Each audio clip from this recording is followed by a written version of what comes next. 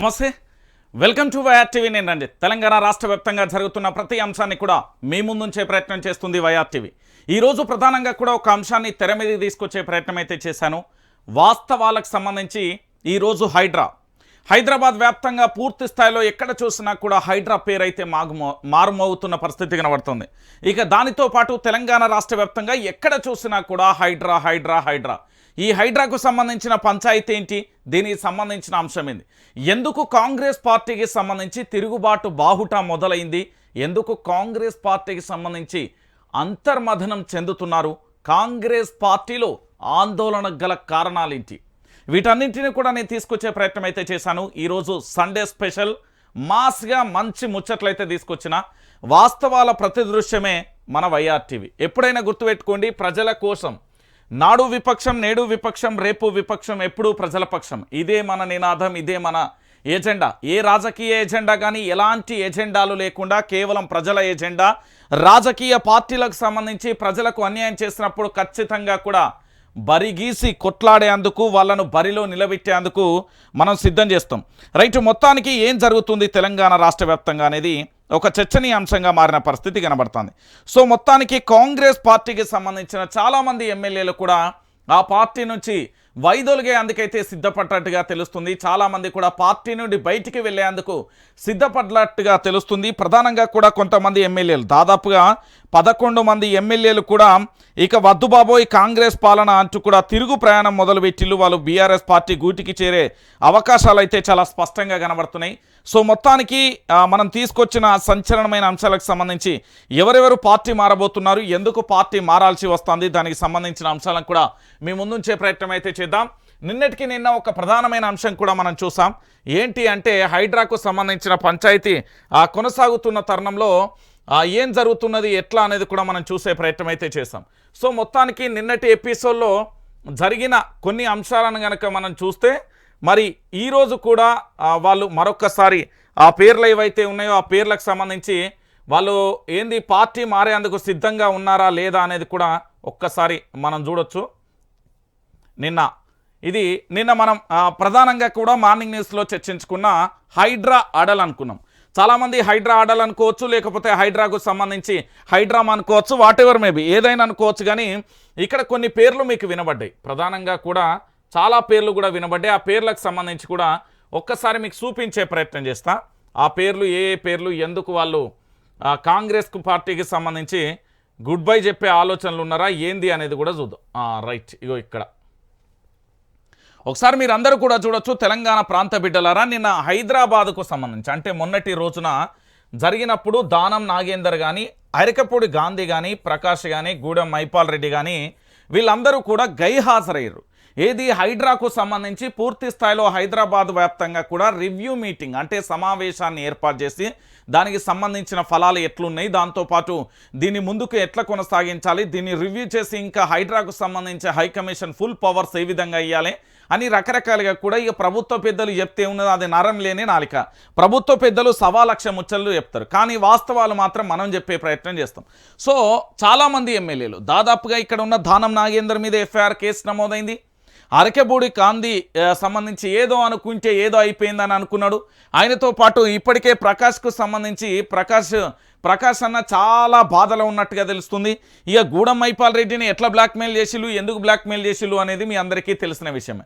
అయితే మరికొంతమంది ఎమ్మెల్యేలు కూడా బీఆర్ఎస్ పార్టీ నుండి ఎవరైతే కాంగ్రెస్ పార్టీకి పోయిర్రో వీళ్ళందరూ మళ్ళా తిరిగి బీఆర్ఎస్ పార్టీకి వచ్చే ఆలోచనలో ఉన్నట్టుగా తెలుస్తుంది. వీళ్ళందరూ కూడా ఇక వద్దు, మాకు ఈ కాంగ్రెస్ పాలన వద్దు, మాకు ఈ కాంగ్రెస్ పాలన ఇక నచ్చట్లేదు, మేము మళ్ళీ బీఆర్ఎస్ పార్టీకి సంబంధించి అంటే భారత రాష్ట్ర సమితి పార్టీలోకి వచ్చేందుకు సిద్ధంగా ఉన్నామని చాలామంది కూడా ఆవేదన చెందుతున్నారట, అంతర్మదనం చెందుతున్నారట. ఎక్కడన్నా వాళ్ళ కార్యకర్తలు కానీ వాళ్ళ యొక్క పార్టీకి సంబంధించిన నేతలు కనబడితే వాళ్ళతో గుసగుస పెట్టుకుంటూ వాళ్ళ బాధ అంతా, వాళ్ళ గోడంతా వెళ్ళబోసుకుంటున్న పరిస్థితి కనబడుతుందట. అయితే ఇందులో ఆశ్చర్యకరమైన విషయం ఏంటంటే, కాంగ్రెస్ పార్టీ అంటే మీ అందరికీ తెలుసు హస్తం పార్టీ పూర్తి స్థాయిలో ఇందిరమ్మ రాజ్యం అని, రాజీవ్ గాంధీ అని, లేకపోతే సోనియా గాంధీ అని, రాహుల్ గాంధీ అని, ప్రియాంక గాంధీ అని. అయితే అందులో ఆశ్చర్యకరంగా ఒక ఎమ్మెల్యేకు సంబంధించి ఇప్పుడు ప్రస్తుతం మంత్రి అయినే మంత్రికి సంబంధించి ఒక కొత్త అంశాన్ని తెర మీద తీసుకొచ్చి నేనేమంటున్నాడట అంటే, ఎక్కడో ఢిల్లీలో ఉన్న వాళ్ళ పేర్లు ఎందుకు వస్తాయి, మన పేర్లు ఎందుకు రాకూడదు? తెలంగాణ రాష్ట్ర వ్యాప్తంగా కూడా తెలుగు రాష్ట్రాలను పరిపాలించిన ఒక వైఎస్ రాజశేఖర రెడ్డి కానీ, మరి ఆ హైటెక్ సిటీకి సంబంధించి చంద్రబాబు విజన్ అంటూ చెప్పుకునే పరిస్థితులు వస్తాయి కదా, మన పేర్లు మన బ్రాండ్ ఎందుకు రాకూడదు? ఎందుకు ఢిల్లీకి సంబంధించిన గులాం వాళ్ళతోనే ఎందుకు మనం వాళ్ళ గులాంగిరి చేయాలని ఒక మంత్రి తిరుగుబాటు బాహుట మొదలుపెట్టిండట. అయితే ఈ ఒక్క మంత్రితోనే అయిందా అంటే, ఈ మంత్రితో పాటు బీఆర్ఎస్ నుంచి కాంగ్రెస్లోకి వెళ్ళిన చాలామంది కూడా, ఎవరు దానం నాగేందర్ కావచ్చు, అరకెప్పుడు గాంధీ కావచ్చు, ప్రకాష్ కావచ్చు, గూడెం మైపాల్ రెడ్డి కావచ్చు, దాంతోపాటు మరికొంతమంది ఎమ్మెల్యేలు కూడా ఎందుకు వచ్చామురా బాబు ఈ కాంగ్రెస్ పార్టీకి, ఏదో అనుకుంటే ఏదో జరిగింది అని మనం పాటలు పాడుకుంటాం కదా, అట్లనే అయిపోయిందట వీళ్ళ పరిస్థితి. ఇప్పుడు ఏంది ముందు నొయ్యి వెనక గొయ్యి అనే పరిస్థితులలో ఈ కాంగ్రెస్ పార్టీకి సంబంధించిన లీడర్లు ఉన్నారట. సో వీళ్ళు ఏం చేయాలనో అర్థం కాక తలలు పట్టుకుంటున్న పరిస్థితి. అయితే ఆ మంత్రి ఎవరు, ఆ మంత్రికి సంబంధించి ఎందుకు ఇంత కీలకంగా వ్యవహరిస్తున్నారు? కాంగ్రెస్ పార్టీ అధికారంలోకి రావడానికి నేనే బలమైన పునాది, నేను ఉంటే కానీ కాంగ్రెస్ పార్టీ అధికారంలోకి రాలేదని ఓ మంత్రి బాధ వెళ్ళబోసుకుంటా ఉంటే, అరే చూస్తే నువ్వేంద్రబాయ్, నేను అసలు మొత్తం పగ్గాలు పెట్టి నడిపించిందే నేను, కాంగ్రెస్ పార్టీని అధికారంలోకే తీసుకొచ్చిందని మన మేస్త్రి చెప్పిండట. అరే మీరిద్దరు ఎందుకు కొట్లాడుకుంటారు బాయ్, అసలు మేము తెచ్చింది మేము, సోషల్ మీడియా మొత్తం నా గుప్పెట్లో ఉన్నదని మరో మాజీ జర్నలిస్ట్, అంటే జర్నలిస్ట్ అనబడదు, ఆ పెద్ద మనిషి చెప్తున్నాడట. ఇట్లా అంతర్మదనానికి సంబంధించి కుమ్ములాట మొదలైందట. అయితే వైఆర్ టీవీలో మనం ఒక కథనాన్ని ప్రచురించినాం. వాస్తవానికి మనం ఖచ్చితంగా ప్రచురిస్తాం. ఏంటి, నిన్న మీ అందరూ చూసిర్రు కదా, ఒక లైవ్ పెట్టిన దాదాపుగా 90,000 మంది దాకా చూసిర్రు. 90,000 మంది కూడా పూర్తి స్థాయిలో ఒక్కసారి మీకు చూపెట్టే ప్రయత్నం చేస్తా. ఇది ఢిల్లీలో చక్రం తిప్పిన ఉత్తమ్, రేవంత్ రెడ్డి అవుట్ అంటూ మనం దీన్ని లైవ్ పెట్టినాం. దాదాపుగా 82,000 అంటే సుమారు 1,00,000 మంది దాకా కూడా ఈ వీడియోను చూసిన పరిస్థితి కనబడుతుంది. అయితే ఈ వీడియోను చూసిన తర్వాత చాలామంది ఆలోచనలో పడ్డారు. ఎందుకు అంటే వైఆర్ టీవీ చెప్పేది నిజమే. ఎందుకు అంటే తెలంగాణ రాష్ట్ర వ్యాప్తంగా ఒక చర్చ జరుగుతుంది. హైడ్రా పేరుతోని దాదాపుగా 1,000 కోట్ల ఆస్తులు గల్లంతైతా ఉంటే, 1,000 కోట్ల ఆస్తులకు సంబంధించి కండ్ల ముందే నీటిలో కొట్టుకుపోతూ ఉంటే ఎవరు ఊరుకోరు కదా. డస్ట్బిన్లో వేయడమో లేకపోతే ఇది 1,000 కోట్ల రూపాయల ఆస్తులన్నీ ధ్వంసం అవుతూ ఉంటే చాలామంది ఎమ్మెల్యేలు, చాలామంది కాంగ్రెస్ పార్టీ నేతలు, బీజేపీ పార్టీకి సంబంధించిన కొంతమంది కార్పొరేటర్లు తడిగుడ్డ నెత్తి మీద వేసుకోలే, వాళ్ళు సీదా ఫ్లైట్ ఎక్కి ఢిల్లీ మోకాన పోయిరట. ఢిల్లీ మోకాన పోయి నువ్వు రేవంత్ రెడ్డిని మారుస్తావా లేదా, లేదు అంటే మీ పార్టీలకు వెళ్ళి మేము బయటికి పోతామని ఒక 22 మంది నుంచి 42 మంది దాకా హుకుం జారీ చేసి వచ్చిల్లట. ఎందుకు జారీ చేసిల్లంటే, ఇల్లు ఒక్కటి మీరు ఆలోచించాలి తెలంగాణ ప్రాంత బిడ్డలరా, ఈ హైడ్రా పేరుతోని ఎప్పుడైతే హైడ్రామా మొదలైంది అనే చర్చ టాపిక్ మొదలైందో, దీనికి సంబంధించి ఒక కమిషనర్ రంగనాథ్ను వేసిను. అయితే నేనేమంటున్నా అంటే, ఈ రంగనాథ్కు సంబంధించి పూర్తి స్థాయిలో మీరు అనుకున్నంత అదేమీ కాదని మన బండి సంజయ్ అన్న గతంలో పేపర్ లీకేజ్కి సంబంధించి వరంగల్ కమిషనర్గా ఉన్నప్పుడు తేల్చేసాడు. నీ జాతకం అంతా నా దగ్గర ఉంది, నా కార్లో మొత్తం ఇంత సెట్టే ఉంది, నువ్వేం చేస్తావు నేను కూడా చూస్తా అని మన బండి సంజయ్ అన్న గతంలో వార్నింగ్ ఇచ్చారు. ఇది మీకు ఒకసారి గుర్తు చేసే ప్రయత్నం చేస్తున్నా. అయితే ఈ హైడ్రాకు సంబంధించి రంగనాథ్ గారు మరో ఐఏఎస్ శ్రీలక్ష్మి లెక్క బలైపోతారా అనేది చాలామంది కూడా ఆవేదన వ్యక్తం చేస్తున్న పరిస్థితి కనబడుతుంది. అంటే ఆయన వల్ల న్యాయం జరిగిన వాళ్ళు ఇతరత్రనో ఎవరైనా కావచ్చు. కానీ ఇక్కడ ఏంది అంటే, ఈ హైడ్రాకు సంబంధించిన బాధితులు బీఆర్ఎస్ పార్టీ కంటే కాంగ్రెస్ పార్టీ వాళ్ళే ఎక్కువ ఉన్నారట. బీఆర్ఎస్ పార్టీకి సంబంధించి గురి పెట్టాలనుకుంటే కేటీఆర్ ఫామ్ హౌస్కు గురి పెడదామని, లేకపోతే ఇంకెవరెవరు ఉన్నారనేది తవ్వకాలు, అంటే పురాతన తవ్వకాలు మొదలు పెట్టిల్లట. అయితే దీనికి తోడు ఇంకొకటి ఏంటంటే, ఈ 10 సంవత్సరాల కాలంలో ఏం జరిగింది, తెలంగాణ రాష్ట్ర వ్యాప్తంగా సెంట్రల్ బ్యూరో ఆఫ్ ఇన్వెస్టిగేషన్ అంటే సిబిఐకి సంబంధించిన కేసులు ఏమైనా నమోదైనాయి అంటూ సిబిఐ కూడా ప్రస్తుతానికి, అంటే నిన్నటి వరకు అయితే హైదరాబాద్లోనే ఉంది, ఇప్పటి వరకు కూడా హైదరాబాద్లో ఉందా లేదా అనేది పర్టికులర్ అయితే సమాచారం లేదు. అది కూడా ఇక్కడ పూర్తి స్థాయిలో కేసుల యొక్క పూర్వాపరాలకు సంబంధించి చర్చ కొనసాగుతుందట. అయితే ఇంకొక విషయం ఏంటంటే, ఇక్కడ బీఆర్ఎస్ పార్టీకి సంబంధించిన నేతలు టార్గెట్ చేస్తూ ఉంటే, వీళ్ళు ఒక 10 మంది బీఆర్ఎస్ పార్టీ వాళ్ళు బలైతే ఇక్కడ 90 మంది కాంగ్రెస్ పార్టీ వాళ్ళే ఉన్నారట. అయితే ఈ విషయాన్ని తెలిసింది మనం కాదు, ఈ విషయాన్ని తెలిసింది స్వయాన ఆ కాంగ్రెస్ పార్టీకి సంబంధించే తెలిసిన 90 మంది బాధితులు కాంగ్రెస్ వాళ్ళు వెళ్తే 10 మంది బాధితులు బీఆర్ఎస్ వాళ్ళు వెళ్తారట. అయితే ఇప్పుడు దానం కానీ లేకపోతే గాంధీ కానీ లక్ష్మణ్ ఏదో ప్రకాష్ గౌడ్ కానీ లేకపోతే మైపాల్ రెడ్డి కానీ వీళ్ళందరూ పోయిలు కదా, ఎందుకన్నా ఆ కొవ్వకు పోతిమి? కాంగ్రెస్ పార్టీ అధికారంలో ఉంది, అధికార పార్టీలో ఉండి కూడా మన మీద క్రిమినల్ కేసులు నమోదు కావచ్చే, అధికార పార్టీలో ఉండి కదా ఎఫ్ఐఆర్లు నమోదు కావచ్చే, అధికార పార్టీలో ఉండి కూడా మన బస్తీ వాసుల ఇండ్లను గూలవు పెడతా అంటే ఇట్లా కళ్ళుండి చూడలేని కబోది లెక్క అయిపోతుంది. ఇదేమి రామగోసరా అనుకుంటున్నారట బీఆర్ఎస్ పార్టీ నుండి వెళ్ళినోళ్ళట. అయితే కాంగ్రెస్ పార్టీకి సంబంధించి నిన్న ఒక హోటల్లో బ్రహ్మాండమైన చర్చ జరిగింది. ఇది తెలంగాణ ప్రాంత బిడ్డలందరికీ బ్రేకింగ్ న్యూస్ అనుకోవచ్చు. కాంగ్రెస్ పార్టీకి సంబంధించి దాదాపుగా ఇల్లున్నది వాళ్ళు ఎంతమంది నిన్న 11 మంది ఒక చోట, 22 మంది ఒక చోట. వీళ్ళందరూ ఎవరనుకుంటున్నారు? కరిడుగట్టిన కాంగ్రెస్ వాదులు, ప్రస్తుత ఎమ్మెల్యేలు, మెంబర్ ఆఫ్ లెజిస్లేటివ్ అసెంబ్లీ, అంటే ప్రజల చేత ప్రజల కొరకు ఎన్నుకోబడిన నేతలు. మనకు రేవంత్ రెడ్డి పరిపాలన వద్దు, కేసీఆర్ పరిపాలనే ముద్దు, కేసీఆర్ వస్తేనే ఈ తెలంగాణ రాష్ట్రమైన మన జీవితాలైనా మారితే. ఒక విషయం మాత్రం మనం క్లారిటీగా మాట్లాడుకుందాం అని నేతలు ఏమని మాట్లాడుకున్నారట అంటే బల్ల గుద్దినట్టు మాట్లాడేట్లట. ఏమని? కల్వకుంట్ల చంద్రశేఖరరావుకు డబ్బు వ్యామోహం అయితే లేదు, డబ్బు విషయంలో కేసీఆర్ పట్టించుకోడు, అసలు డబ్బు గురించి కేసీఆర్కు ధ్యాస లేదు, ఏమున్నా తెలంగాణ తెచ్చిన పానమేయటాలకు ఆ తెలంగాణని ఎట్లా అభివృద్ధి చేయాలి, డెవలప్మెంట్కు సంబంధించి ఏం చేయాలి, తెలంగాణ ప్రాంత బిడ్డలలో 4 కోట్ల మంది ప్రజల గుండెలలో ఎట్లా సుస్థిరంగా వాళ్ళ యొక్క స్థానాన్ని సంపాదించుకోవాలని కేసీఆర్ ఆశ ఉండే తప్ప ఈ డబ్బులు గిబ్బులు జాంతానయ్య అనేది ఉన్నది అనేది వాళ్ళే చర్చించుకున్నదట. మరి ఏం చేద్దాంరా రాముడు అంటే ఇక ఓదంపారా రాముడు అనుకున్నారట. అనుకున్న తర్వాత మళ్ళా సమావేశం ఎందుకో వాయిదా పడ్డదట. ఈ వాయిదా పడ్డ తర్వాత మొన్న హైడ్రా మొదలైనప్పటి నుండి ఇక ఆగం అడివడివి ఉడుకు నీళ్ళు దాగలేవు, సన్నీళ్ళు లోపడివో, ఎట్లా అంటే ఇక బీపీ షుగర్ వచ్చినోళ్ళకంటే అధ్వానం అయిపోయారట. అసలు ఏంద్ర నాయన సినిమా చూపెడుతున్నాడు ఈ రేవంత్ రెడ్డి అని సొంత పార్టీకి సంబంధించిన నేతలే కన్నీళ్లు పెట్టుకుంటున్న పరిస్థితి కనబడుతుందట. సో కాంగ్రెస్ పార్టీలో చాలా కీలకమైన నేతలందరూ కూడా బీఆర్ఎస్ పార్టీలోకి రావడానికి సంసిద్ధత వ్యక్తం చేసిళ్ళు. కానీ కేసీఆర్ ఒక మాట చెప్పిండు. ఏమని? మీరు ఎంతమంది అయినా కాంగ్రెస్ పార్టీ నుండి రారి, నేను అద్దానా, ఇది ప్రజాస్వామ్యం, 60 మందికి 60 మంది వచ్చినా నాకు ప్రాబ్లం లేదు, 10 మందికి 10 మంది వస్తా అన్నా ప్రాబ్లం లేదు, ఒక్కరికొక్కరు వస్తన్నా ప్రాబ్లం లేదు. కానీ ఒక ట్విస్ట్ ఏంటంటే రాజీనామా చేసి రావాలి. ఎందుకు అంటే మీరు ప్రజల చేత ప్రజల కొరకు ఎన్నుకోబడిన నేతలు కాబట్టి మీరు అక్కడ ఖచ్చితంగా మళ్ళీ ఎన్నికలలో పోటీ చేస్తే గెలిచినా గెలవకపోయినా అప్పుడు నేను పార్టీ కండువా కప్తా. అది ప్రజా అభిప్రాయం, ప్రజా నిర్ణయం. ఎందుకంటే కాంగ్రెస్ పార్టీకి అధికారం ఇచ్చిన తర్వాత కేవలం 8 నెలల్లో కేసీఆర్ మళ్ళీ రావాలి, కేసీఆర్ నువ్వే రావాలి అంటూ నినాదానాలు మొదలై నా ఫామ్ హౌస్ దాకా వినబడతా ఉంటే నా ఫామ్ హౌస్ చుట్టూ నేను ఎప్పుడూ చూడని మనసులను, అంటే కనీసం నాకు తెలియని వ్యక్తులు కూడా నా దగ్గరికి వచ్చి నా వల్ల పరోక్షంగా లబ్ధి పొందిన వాళ్ళు చాలామంది కూడా నా ఫామ్ హౌస్కు వస్తూ ఉంటే చాలా బాధేసింది.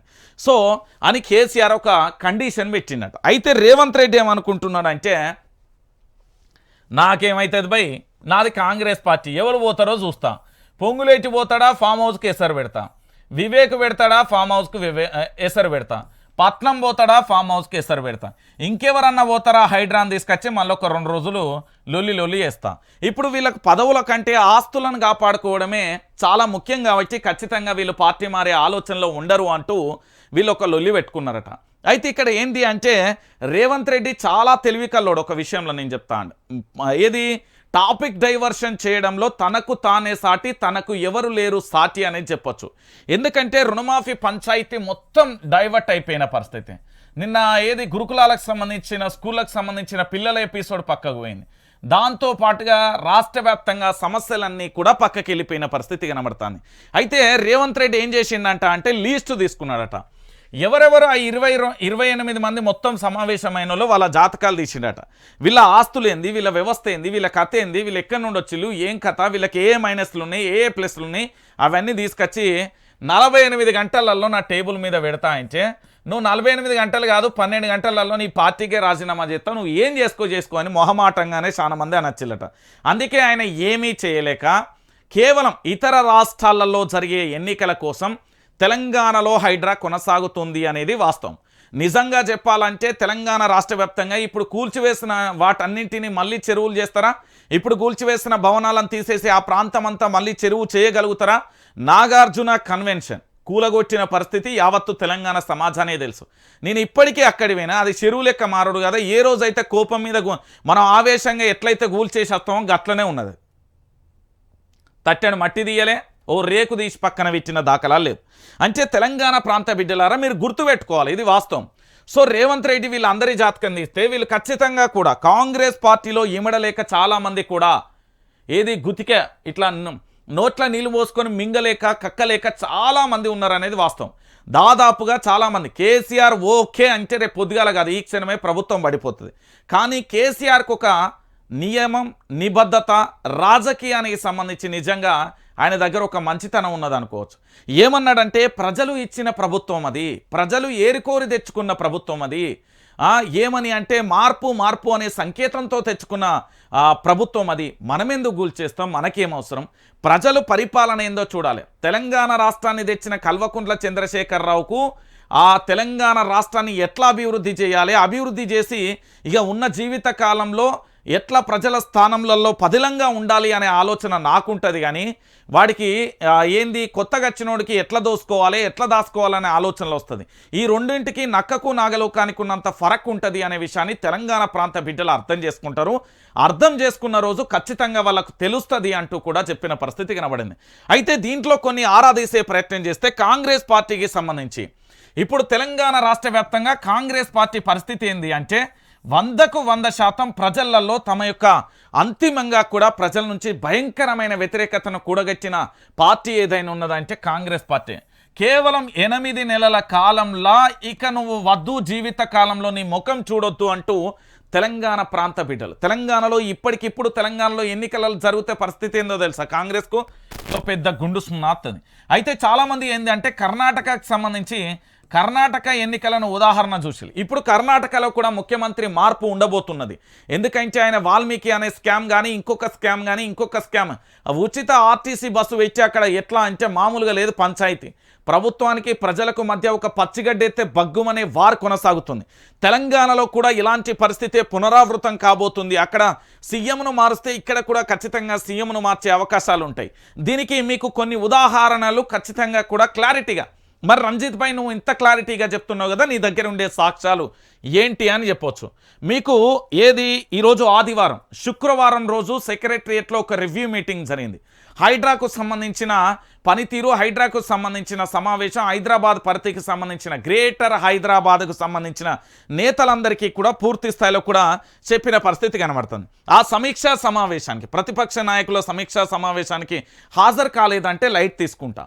కానీ గ్రేటర్ హైదరాబాద్లో ప్రజల చేత ఎన్నుకోబడి బీఆర్ఎస్ పార్టీ నుండి కాంగ్రెస్ పార్టీలోకి వెళ్ళిన చాలా కీలకమైన నేతలుగా చెప్పబడే దానం నాగేందర్ ఆ సమావేశానికి హాజరు కాలేదు, అరకెప్పుడు గాంధీ ఆ సమావేశానికి హాజరు కాలేదు, ప్రకాష్ ఆ సమావేశానికి హాజరు కాలేదు, దాంతోపాటు గూడెం మైపాల్ రెడ్డి కూడా ఆ సమావేశానికి హాజరు కాలేదు. మరి ఎవరు హాజరయ్యారంటే అసదుద్దీన్ ఓవైసీ, అక్బరుద్దీన్ ఓవైసీకి సంబంధించి పతంగ్ పార్టీ నుండి అయితే వచ్చింది.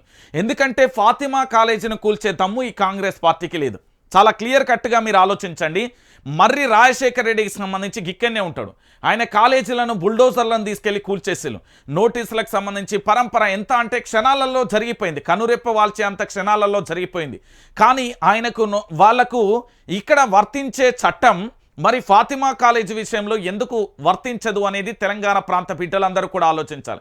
ఎందుకు చెప్తున్నా అంటే ఫాతిమా కాలేజీకి సంబంధించి విద్యా సంవత్సరం లాస్ అవుతుంది, వాళ్ళకు మేము నోటీసులు ఇచ్చాం, వాళ్ళు పూర్తి స్థాయిలో భవిష్యత్తులో ఖచ్చితంగా కూడా నోటీసులు అయితే ఇచ్చాం, వాళ్ళు విద్యా సంవత్సరం అకాడమీ పూర్తి స్థాయిలో కూడా ఖరాబ్ కాకుండా మేము చూస్తున్నామని చెప్పారు. కానీ ఈ విషయానికి సంబంధించి ఎక్కడైనా నమ్మశక్యం ఉందా?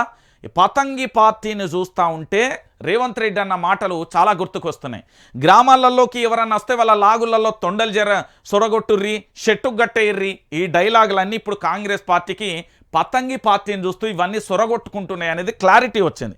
తెలంగాణ ప్రాంత బిడ్డలందరికీ కూడా క్లారిటీ వచ్చింది. సో ఇక్కడ ఇంకొక విషయం ఏంటంటే పతంగి పార్టీకి కాంగ్రెస్ పార్టీ చిచ్చు పోసుకుంటున్నది. ఎందుకు అంటే ఫాతిమా కాలేజీని కూల్చగొట్టి తన యొక్క నీతి నిజాయితీ ఏందో నిరూపించుకోవాలి. అది సకలం చెరువుకు సంబంధించి నడి షెర్లు ఉన్నది, దాని తెరువుకు ఎందుకు పోతలేదు అనేది మొదటి అంశం. ఇక రెండో అంశం ఏంటంటే, నిన్న మనం వైఆర్ టీవీలో చాలామంది బాధితులను వర్షాన్ని సైతం లెక్క చేయకుండా మనం బాధితులను తీసుకుపోయినాం. ఏంది అంటే, ఈ హైడ్రా పేరుతోని ఏం జరుగుతున్నది, ఈ హైడ్రా పంచాయతీ ఏంది, ఎందుకు పేదల పక్షాన పేదలను ఉసురు పోసుకుంటున్నది అనేది అక్కడికి సంబంధించి మొత్తం వివరాలు సేకరించే ప్రయత్నం చేసిన. ఇక్కడ ఏంది అంటే, ఒక్కసారి చూడురు, ఇక్కడ మీకు కనబడుతున్నది కదా, ఇది ఎలాంటి నోటీసులు ఇవ్వకుండా ఆగమాగం అడివడి వచ్చి రేవంత్ రెడ్డి సర్కార్ మొత్తం కూల్చేసింది. అంటే ఏ హక్కుతోని కూల్చేసింది అనేది ఇప్పటి వరకు కూడా తెలంగాణ ప్రాంత బిడ్డలకు చెప్పలే. ఒక్కసారి మీరు ఇదంతా చూడండి.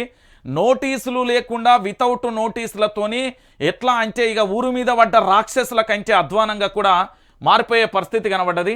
సో పూర్తి స్థాయిలో ఇక్కడ మీరు చూస్తున్న ఈ విజువల్ అన్నీ కూడా మొత్తం చూడండి. ఇక్కడ మొత్తం కూడా కూల్చివేస్తున్న పరిస్థితులు ఎట్లా కనబడుతున్నాయో చూడొచ్చు. వితౌట్ నోటీస్తోని కూల్చేసి, మరి అదే ఫాతిమా కాలేజీకి సంబంధించి అదే రేవంత్ రెడ్డి యొక్క సోదరుడు వాళ్ళ అన్నకు సంబంధించి తిరుపతి రెడ్డి కానీ ఆ కాలనీకి కానీ, ఎందుకంటే ఆ కాలనీకి సంబంధించిన ఇదే దుర్గం చెరువు పక్కనున్న అమర్ అనే ఒక సొసైటీకి సంబంధించిన దాంట్లో మొత్తం వాళ్ళకి సంబంధించిన ఐఏఎస్ ఐపీఎస్ పొలిటీషియన్స్ అందరూ ఉన్నారు కాబట్టి రేవంత్ రెడ్డికి సిచ్చు పడ్డది, కాంగ్రెస్ పార్టీకి సిచ్చు పడ్డది, పతంగి పార్టీని చూసి సిచ్చు పోసుకున్నాడు. సో ఇక ఏమీ చేయలేక పేదల ఇండ్లను కూల్చేస్తున్నాడు రేవంత్ సర్కార్. ఇది చూసి ఆ నియోజకవర్గ ఎమ్మెల్యే కాంగ్రెస్ ఎమ్మెల్యేనైనా ఉంటాడా? కాంగ్రెస్ ఎమ్మెల్యే గనక ఒకవేళ ఈ బస్తీకి పోతే మళ్ళీ తిరిగేస్తాడా? ఒకసారి మనం తెలంగాణ భాషలో మాట్లాడుకుందాం. ఒకవేళ రేవంత్ రెడ్డి కనుక వాళ్ళ ఎమ్మెల్యేలను తీసుకొని బస్తీకి పోతే మళ్ళీ తిరిగొస్తారా, రానిస్తారా వాళ్ళు? ఒకసారి మనం ఆలోచించాలి. కొండారెడ్డిపల్లెలో జరిగిన జర్నలిస్టుల మీద దాడి ఎట్లా జరిగిందో కనీసం అక్కడన్నా ప్రాణాలతో వచ్చారు. ఇక్కడ ఆ పరిస్థితి కూడా ఉండదు. ఎందుకు అంటే ప్రజలు అంతా ఆగ్రహ ఆవేశాలు ఉన్నాయి.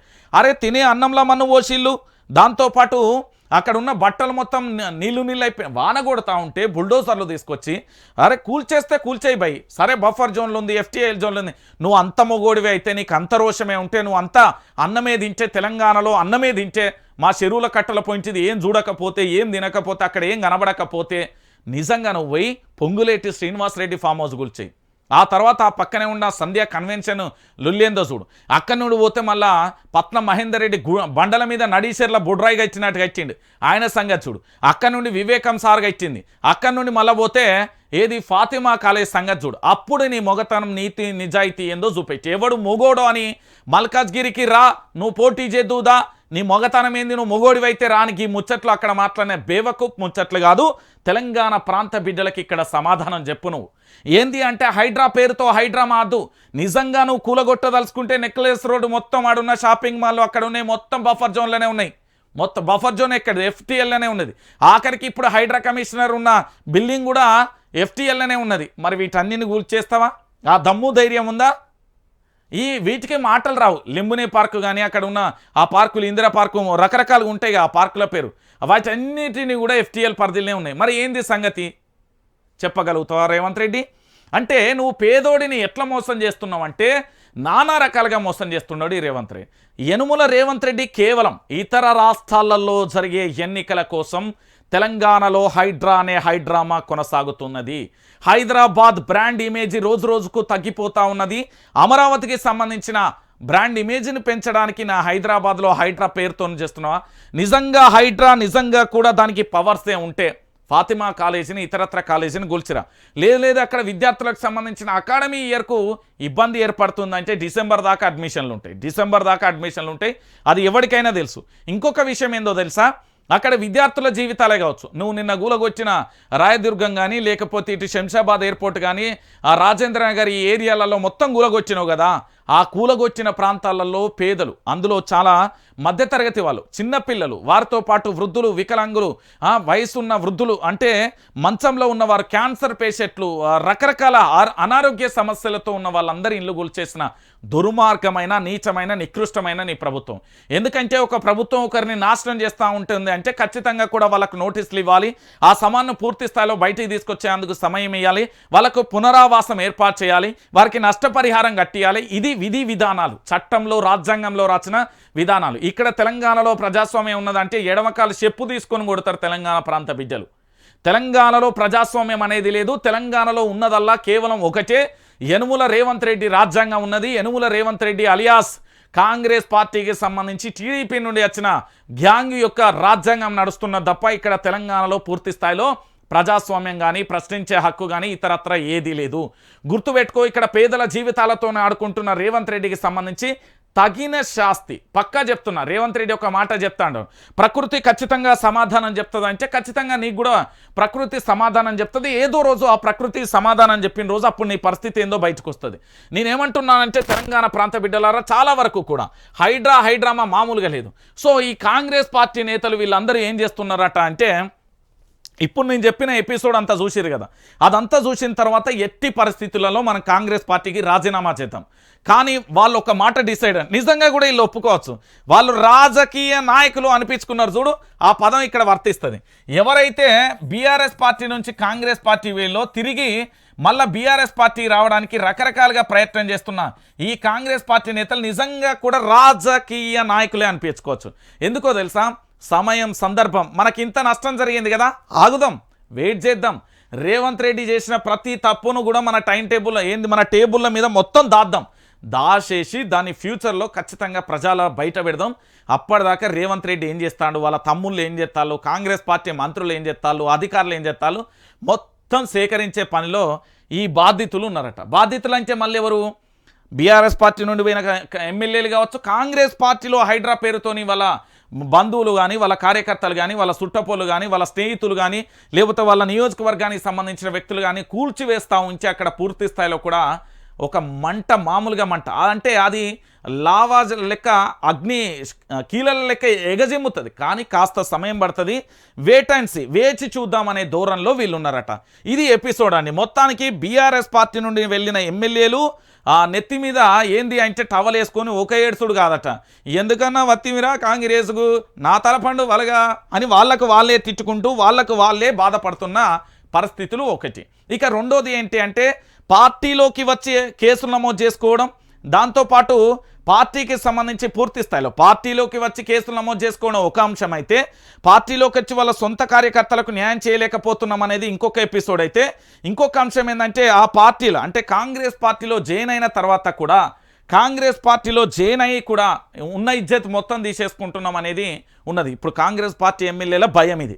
సో ఇది ఎపిసోడ్. త్వరలో అయితే ఖచ్చితంగా కూడా బీఆర్ఎస్ గూటికి 28 మంది ఎమ్మెల్యేలు అయితే చేరబోయే అవకాశాలు అయితే ఉన్నట్టున్నది. ఎందుకంటే హైడ్రా వల్ల వీళ్ళు ఇప్పటికే ఢిల్లీకి కూడా వెళ్ళిలు. ఈ కేవలం హైడ్రా ప్రారంభమైనప్పటి నుంచి ఇప్పటి వరకు కాంగ్రెస్ పార్టీ ఎమ్మెల్యేలే, కేవలం కాంగ్రెస్ పార్టీ ఎమ్మెల్యేలు ఎంతమంది ఢిల్లీకి వెళ్ళిళ్ళు అనేది ఆ విమానమో ట్రైనో ఏదన్నా లెక్క ఉంటే తీసుకో రేవంత్ రెడ్డి, నీకే తెలుస్తుంది వాళ్ళు ఎవరెవరు అనేది. నీకు ఇక హింటు కూడా ఇచ్చిన, ఇక ఇప్పుడు నువ్వు ప్రభుత్వాన్ని కాపాడుకుంటావా కూలగొట్టుకుంటావా అనేది నీ చేతిలో ఉంది. ఇప్పటికే తెలంగాణ ప్రాంత బిడ్డలు, తెలంగాణ ప్రాంత ప్రజలు మాత్రం రేవంత్ రెడ్డి మీద చాలా భయంకరమైన కోపంతోనే ఉన్నారు. రైట్, ఇక మరో వార్తల్లోకి వెళ్ళే ప్రయత్నం చేద్దాం. మీ అందరికీ తెలిసిన విషయమే, తెలంగాణ రాష్ట్ర వ్యాప్తంగా రేవంత్ రెడ్డి ఒక స్ట్రాటజీ అయితే నేను చాలా క్లారిటీగా చెప్తాను. రేవంత్ రెడ్డి దగ్గర ఉన్న ఆయుధం ఏంటో తెలుసా, టాపిక్ డైవర్షన్. ఇప్పుడు రుణమాఫీ పంచాయతీ జరుగుతూ ఉన్నది. ఈ రుణమాఫీని పూర్తి స్థాయిలో తెలంగాణ ప్రాంత బిడ్డలు మర్చిపోవడానికి హైడ్రా వచ్చింది. రేపు పొద్దుగాల హైడ్రా మొత్తం మర్చిపోవడానికి ఇంకోటి ఏంది అంటే ప్రజాపాలన అనే ఎపిసోడ్ త్వరలో రాబోతున్నది. అంటే కేవలం టాపిక్ డైవర్షన్ చేస్తున్నాడు తప్ప తెలంగాణ రాష్ట్ర వ్యాప్తంగా అభివృద్ధి చేయాలి, తెలంగాణ రాష్ట్ర ప్రజల కోసం ప్రయోజనాల కోసం పనిచేయాలి, నా పేరు చిరస్థాయిగా తెలంగాణ ప్రజల గుండెలలో పదిలంగా నిలిచిపోవాలనే తత్వం ఇక్కడ రేవంత్ రెడ్డి ప్రభుత్వానికి, కాంగ్రెస్ వాళ్ళకు లేదు. క్లియర్ కట్ ఇది. ఇక తెలంగాణలో సమస్యలు ఎట్లుండేరా నా తెలంగాణ అంటే అప్పుడు ఏపూరి సోమన్న వాడిండో పాట బాగా గుర్తే ఉంటుంది. ఎవడి పాలైంది రో తెలంగాణ, ఎవడేలుతున్నాడు రో తెలంగాణ అనే పాట మీ అందరికీ తెలిసిన విషయమే. అప్పుడు ఇదే ఎమ్మెల్సీ కోదండరాం ఏది అమరవీరుల ఏదో యాత్ర పెట్టి పాట పెట్టుకొని మైకు పెట్టుకొని పోయిన పరిస్థితి కనబడుతుంది. మరి ఈరోజు మనం ఏమంటున్నా అంటే తెలంగాణ ప్రాంత బిడ్డల ఆ పాట ఈరోజు కరెక్ట్ రేవంత్ రెడ్డికి సింక్ అవుతుంది. 100% సింక్ అయ్యేది కేవలం రేవంత్ రెడ్డికి అనే విషయాన్ని గుర్తుపెట్టుకోరు. ఒకసారి మీరు చూడుర్రి ఎంత కష్టం వచ్చే అయితే ఒకసారి మీరు అందరూ కూడా ఆలోచించాల్సిన విషయం, వ్యవసాయం ఎంత కష్టపోయా. ఇగో చూడు, కాంగ్రెస్ పాలన వచ్చింది, హాయిగా బ్రతుకుతున్న రైతన్నల జీవితాలను దుర్భరం చేసింది. కాంగ్రెస్ గత పాలనలో ఎరువుల కోసం రైతులు క్యూలో చెప్పులు పెట్టారు, విత్తనాల కోసం పడిగాపులు పడేవారు, కరెంటు ఎప్పుడు వస్తుందో తెలియక బాయిల కాడ నిద్రపోయేవారు. ఇప్పుడు రుణాలు రెన్యువల్ చేయించుకునేందుకు టోకెన్లు దొరకక ఇలా బ్యాంకుల వద్ద నిద్రపోతున్నారు. సిద్దిపేట జిల్లా తోగుంట ఏపీజీవీబీ వద్ద శుక్రవారం రాత్రి కనిపించిన దృశ్యాలు. అంటే తెలంగాణ ప్రాంత బిడ్డలారా, ఒక్కసారి మీరు అందరూ కూడా ఆలోచించాలి. రుణమాఫీ కోసం మీరు గతంలో కాంగ్రెస్ పాలనలో వచ్చినప్పుడు బసిర్బాగుల కాల్పులు జరిగినాయి, మీ అందరికీ గుర్తుండాలి. కరెంటుకు సంబంధించిన ఇష్యూలో ఆ రోజు నన్ను కన్నా నా తండ్రి కూడా అదే కాల్పులకు సంబంధించి పొగబాంగులలో అప్పుడు గాయపడ్డ పరిస్థితి కూడా ఉంది. నాకు ఇది బాగా నా జీవితంలో గుర్తుండే సంఘటన. ఎందుకంటే కాంగ్రెస్ పార్టీ వస్తే కరెంటు కోతలు, అన్ని రకాల సమస్యలు వస్తాయి అనేది వాస్తవమైన విషయం. పెద్దలు చెప్పినా ఎంతమంది చెప్పినా ఇదైతే జగమెరిగిన సత్యం. ఈరోజు కాంగ్రెస్ పాలన వచ్చింది. నిజంగా చెప్తున్నా, కేసీఆర్ ప్రభుత్వంలో పచ్చని మాగాళ్ళు మంచిగా హ్యాపీగా ఉండే. ఎట్లా అంటే రైతన్న మంచిగా వ్యవసాయ భూమిలో పంటతోని ఆనందంగా ఉంటూ గలగల పారే నీళ్లతోని ఆ పచ్చటి మాగాన్ని చూసుకుంటూ 24 గంటల విద్యుత్ నిరంతరాయంగా నీళ్లు, దానితో పాటు కరెక్ట్ టైంకు చేతికొచ్చే పంటను చూసి చాలా సంతోషంగా ఉన్నాడు.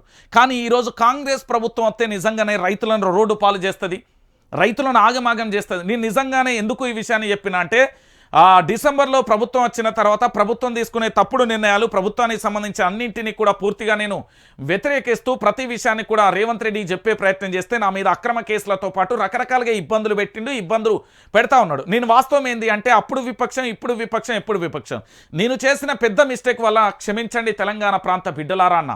ఎందుకంటే ఆనాడు విపక్ష పాత్ర పోషించిన, కానీ ఈరోజు పోషించకుంటే బాగుండు, నా తెలంగాణ ఇట్లా అయిపోయింది, వీళ్ళందరికీ కారణం నేనే. అందుకే నా గుండె మీద చేసుకొని క్షమించమని వేడుకున్నా. వాస్తవాన్ని ఇంత లైవ్లుగా చెప్పే జర్నలిస్ట్ ఎవ్వరు దొరకడు మీకు. నేను నిజం చెప్తున్నా, వైఆర్ టీవీ న్యూస్ ఛానల్ మీకు కనబడుతున్నది కదా, నేను దీన్ని ఎందుకు సబ్స్క్రైబ్ చేసుకోవాలి, ఎందుకు షేర్ చేయాలి, ఎందుకు గంట బటన్ను మీరు నోటిఫికేషన్ ఆన్ చేసుకోవాలి, ఎందుకు 100 మంది చూపెట్టాలంటే వాస్తవం ఇదే. తెలంగాణలో జరిగే విచిత్రమైన అంశాలన్నింటినీ కూడా చెప్పేది. ఇప్పుడు తెలంగాణలో మీకు కనబడుతున్న డిజిటల్ ఛానళ్లలో కేవలం టాప్ 1లో ఉంది మన YR TV Telugu news channel ఒకటే. ఒకసారి మీరు ఇక్కడ చూడురి, కాంగ్రెస్ పాలన వచ్చిన తర్వాత రైతుల జీవితాలు, బ్యాంకర్లు బ్యాంకు ముందు షట్టర్ల ముందు కూర్చున్నారు. సరే రైతు ఓకే, వాళ్ళు అక్కడ కూర్చున్నారు, వాళ్ళకు పుసుకున్నదా ఏదన్నా అర్ధరాత్రి వేళ ఏదైనా పామే గుట్టింది, తేలే గుచ్చింది, లేకపోతే ఏదన్నా జరగరాందే జరిగింది, ఏమన్నా జరిగితే ఈ రైతుల కుటుంబాలతోని రేవంత్ రెడ్డి నాటకాలు ఆడినట్టే కదా. అంటే తాను పెద్దమ్మ తల్లి మీద ఒట్టేసింది, లక్ష్మీనరసింహస్వామి ఆ దేవుడి మీద ఒట్టేసింది, మల్లన్న స్వామి మీద ఒట్టేసింది, శివుడి మీద ఒట్టేసింది, ఈశ్వరుని మీద ఒట్టేసింది. అక్కడ వరంగల్లో భద్రకాళి దేవత కానీ, లేకపోతే 1000 స్తంభాల గుడి కాడు ఉండే శివుడు కానీ, వీళ్ళందరి మీద ప్రమాణం చేసి రుణమాఫీ చేస్తా అన్నాడంటే చాలామంది రుణమాఫీ అయింది, మీరు కావాలని తప్పుడు ప్రచారం చేస్తున్నాడు అంటున్నారు. మరి ఇదేందన్నా?